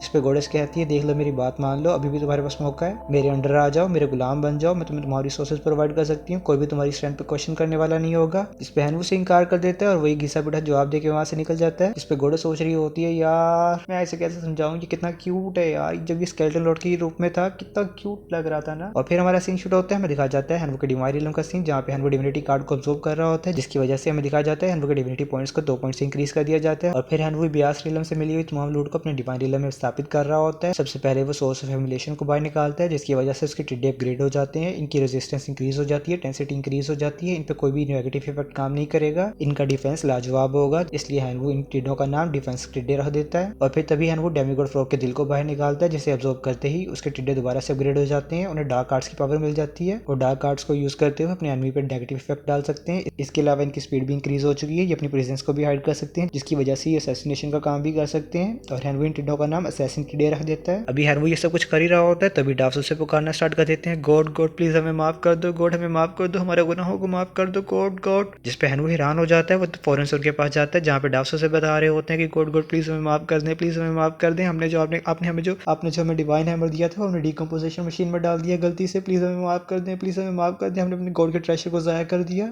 जिसपे हैनवू उन्हें हौसला देता है, उन्हें हौसला देते हुए चेक करना स्टार्ट कर देता है, जहाँ पे उसे दिखाया जाता है कि हैमर को डिकम्पोजिशन मशीन ने फायर क्रिस्टल, गोल्डन क्रिस्टल और एक सोर्स ऑफ होली आर्टिफैक्ट में कन्वर्ट कर दिया होता है, जिसकी वजह से हैनवू देख करके हैरान हो रहा होता है कि सोर्स ऑफ होली आर्टिफैक्ट ये क्या काम कर सकता है। जिसपे हैनवू हैरान हो रहा होता है, वो चेक करता है सोर्स ऑफ होली आर्टिफैक्ट ये क्या काम करता है, जिसपे बताया जाता है कि सोर्स ऑफ होली आर्टिफैक्ट ये किसी भी आपके होली आर्टिफैक्ट को, होली आइटम को रिपेयर कर सकता है, अपग्रेड कर सकता है। जिसपे हैनवू हैरान होते हुए सोच रहा होता है मुझे इसको जरूर ट्राई करना चाहिए, और तभी अपने लाव ग्लूटनी को अपग्रेड कर लेता है इसकी वजह से, जिसकी वजह से लाव ग्लूटनी अपग्रेड हो जाता है, उसके पैक्स भी अपडेट हो जाते हैं। अब ordinary life form elite life form में अपग्रेड हो सकती है। अब ऑर्डिनरी लाइफ फॉर्म भी इलाइट लाइफ फॉर्म में अपग्रेड हो सकती है। जैसे ही वो अपनी 999 बार एनर्जी को कंज्यूम करेंगे, अपनी पूरी एनर्जी को एग्जॉस्ट कर देंगे, तो वो इलाइट लाइफ फॉर्म में अपग्रेड हो जाएंगे। जिसपे हैनवू शॉक हो जाता है कि वो माय गॉड मैन, जिसपे हैनवू हैरान हो जाता है, शॉक हो जाता है और सोच रहा होता है कि इस आर्टिफैक्ट ने सच में मेरी एक लाव ग्लूटनी को अपग्रेड कर दिया। अगर मैं इसे मजीद यूज करूँ तो मैं किसी भी होली आर्टिफैक्ट को रिपेयर भी कर सकता हूँ, उसे अपग्रेड भी कर सकता हूँ। मगर उसके पास अभी कोई भी होली आर्टिफैक्ट नहीं होता। तभी वो ऑनलाइन प्लेटफॉर्म पे जाता है, जहाँ पे एक बंदा कह रहा होता है मेरा होली आर्टिफैक्ट टूट चुका है, उसे कोई रिपेयर कर सकता है क्या, उससे कोई मदद कर सकता है, जो कहोगे मैं उसके बदले में दूंगा। जिसपे लोग उसे कह रहे होते हैं भूल जा यार, इस पे लोग उसे कह रहे होते हैं भूल जा भूल जा भूल जाओ इसके बारे में, ऐसा नहीं हो सकता। दूसरा बंदा कह रहा हो नया ले लो भाई, मैंने भी नया लिया है, मैंने ट्राई की थी इसे रिपेयर करने की मगर कोई फायदा नहीं हुआ। जिसपे हैनवू सोच रहा होता है क्यों ना मैं ट्राई करूंगा, तभी एक मैसेज ड्रॉप कर देता है कि मैं तुम्हारी हेल्प कर सकता हूँ, अगर तुम्हें मेरी हेल्प चाहिए तो मुझे इनबॉक्स में राब्ता करो। जिसपे बंदा फौरन से हैनवू को कॉल करता है और पूछता है क्या तुम श्योर हो कि मेरी मदद कर सकते हो। जिसपे हैनवू भी कहता है कि हाँ मैं तुम्हारी मदद कर सकता हूँ, तुम ऑलरेडी बहुत ज्यादा लोगों को ट्राई कर चुके हो, क्यों ना तुम मुझे एक मौका दे के देखो। जिसपे वो बंदा अग्री कर जाता है, मगर कहता है कि मैं तुम्हें पहले बता दूं मैंने एंटी फ्रॉड ऐप डाउनलोड की हुई है, अगर तुम मेरे साथ फ्रॉड करने का सोच रहे हो तो पहले ही भूल जाओ, और मैं तुम्हें अपने होली आर्टिफैक्ट्स को भेज रहा हूँ ताकि तुम इन्हें रिपेयर कर सको। जिसपे हैनवू कहता है कि चलो ठीक है तुम मुझे रेलिक्स ट्रांसफर कर सकते हो। जिसपे वो हैनवू को फौरन से ही तमाम रेलिक्स ट्रांसफर कर देता है, जिसकी स्पीड को देखते हुए हैनवू भी हैरान होता है। तभी वो अपनी डीकम्पोजिशन मशीन को यूज करते हुए तमाम रेलिक्स को रिपेयर कर देता है। तभी हैनवू अपनी डीकम्पोजिशन मशीन को यूज करते हुए तमाम रेलिक्स को रिपेयर कर देता है। तकरीबन टोटल 109 रेलिक्स थे, जिनमें से 9 रेलिक्स खुद रख लेता है और 100 रेलिक्स उसे वापस भेज देता है। जैसे उस बंदे को तमाम रेलिक्स वापस मिलते हैं वो बहुत ज्यादा हैरान हो जाता है। फौरन से हैनवू कॉल करते हैं, उसे कहते हैं कि मास्टर मास्टर आप तो बहुत ज्यादा अमेजिंग है, आप तो लाइफ सेवियर हैं, और वो हैनवू के कान खाने स्टार्ट कर देता है। वो उसकी बहुत ज्यादा तारीफ कर रहा होता है। जिसपे हैनवू भी उसे कहता है चलो चलो ठीक है ठीक है ठीक है। और इसी के साथ हमारा सीन शूट होता है। हमें दिखाया जाता है हैनवू टीचर वलीद को कॉल कर रहा होता है, उन्हें कहता है कि टीचर वलीद मुझे आपकी हेल्प चाहिए, मुझे अपने डिवाइन रियल्म के कोर को अपग्रेड करना है, क्या आप मेरी मदद कर सकते हैं रिसोर्सेज के मामले में, क्या मुझे बता सकते हैं मैं कहाँ से रिसोर्सेज को हासिल कर सकता हूँ। जिसपे टीचर वलीद कहते हैं कि हाँ कोई मसला नहीं है, मैं तुम्हें बता सकता हूँ लेकिन बहुत ज्यादा डिफिकल्ट है। जिसपे टीचर वलीद कहते हैं कि हाँ मुझे एक जगह का पता है जिसका नाम ब्लड अरीना है, अगर तुम वहाँ पे फाइट करते हो तो तुम्हें डिवाइन कोर को अपग्रेड करने के लिए रिसोर्सेज प्रोवाइड किए जाएंगे, हर फाइट के बदले में तुम्हें रिसोर्सेज प्रोवाइड किए जाएंगे। मगर अगर तुम वहाँ पे लड़ते हो तो तुम्हें पता होना चाहिए कि उसके नुकसान भी हैं, क्योंकि तुम्हें हर बार किसी स्ट्रॉन्ग इंडिविजुअल के खिलाफ लड़ाई करनी होगी, जिसकी वजह से तुम्हारे बहुत ज्यादा फेमिलियर्स मारे भी जा सकते हैं, तो तुम्हें इसके लिए भी तैयार होना होगा। अगर तुम इस चीज के लिए तैयार हो तो मुझे बताओ, मैं तुम्हें लेके जा सकता हूँ। जिसपे हैनवू कहता है कि जी जी सर कोई मसला नहीं है, मुझे लेके चलें आप। जिसपे हैनवू टीचर वली से कहता है आपको तो पता ही मेरे टिड्डे कितनी जल्दी रिप्रोड्यूस करते हैं, तो मुझे इस चीज से कोई मतलब नहीं है, आप मुझे ले चलें ब्लड अरीना में। और इसी के साथ में दिखाया जाता है टीचर वलीद और हैनवू ब्लड अरीना में आ चुके होते हैं, जहाँ पे टीचर वलीद हैनवू को आइडेंटिटी छुपाने के लिए एक मास्क देते हैं और हैनवू को बताते हैं कि ये मास्क तुम्हारी आइडेंटिटी को छुपा सकता है, डेमिगॉड से बिलो जितने भी लोग हैं वो तुम्हारी आइडेंटिटी के बारे में नहीं जान पाएंगे, और ये जरूरी भी है क्योंकि तुम एक स्कूल के बच्चे हो तो तुम्हें अपनी आइडेंटिटी को हाइड रखना चाहिए। और इसी के साथ हमें दिखाया जाता है, और इसी के साथ दिखाया जाता है हैनवू को एक फॉर्म दे दिया जाता है ताकि वो रजिस्टर कर सके। जैसे ही हैनवू रजिस्ट्रेशन कंप्लीट कर लेता है, हैनवू का पहला मैच फिक्स हो जाता है, जिसे देख के हैनवू भी हैरान होता है कि यार ये तो सर्विसेज बहुत ज्यादा फास्ट है। अभी हैनवू हैरान हो ही रहा होता है, हमें दिखाया जाता है हैनवू डिवाइन अरीना की तरफ खींचा चला जाता है, जिसका मुकाबला एक लॉर्ड रैट नामी बंदे से होता है जो कि बहुत ज्यादा फेमस है। इसके बारे में ऑडियंस बात कर रही होती है यार ये बंदा बहुत ज्यादा जालिम है। जैसे ही लॉर्ड रैट हैनवू की तरफ देखता है वो कहता है कि तूने मास्क यूज किया हुआ है, इसका मतलब तुम यहाँ पे नए हो, मैं पक्के तरीके से कह सकता हूँ तुम्हारा ये पहला मैच होगा। और ऑडियंस भी देख के हैरान हो रही होती है कि यार ये बंदा कौन है, इसे हमने पहली बार देखा है यहाँ पे, जरूर ये एक न्यूबी होगा। और ऑडियंस कह रही होती है इस बेचारी न्यूबी की तो किस्मत बहुत ज्यादा खराब है, इसका पहला मुकाबला ही लॉर्ड रैट से हो गया जो कि बहुत ज्यादा जालिम है, ये अपने ओपोनेंट्स के तमाम फैमिलियर्स को मार देता है, उन्हें सरेंडर करने का भी मौका नहीं देता। इसी के साथ इन दोनों का मैच स्टार्ट हो जाता है और हमें दिखाया जाता है हमारा एपिसोड हो गया है एंड। अगर आप लोगों को इसका नेक्स्ट पार्ट चाहिए तो वीडियो को करें like share comment and subscribe. ये आप लोगों के कमेंट्स ही हैं कि मैं इसका नेक्स्ट पार्ट लेके आ रहा हूँ, अदरवाइज लास्ट वीडियो पे कुछ खास रिस्पॉन्स नहीं था।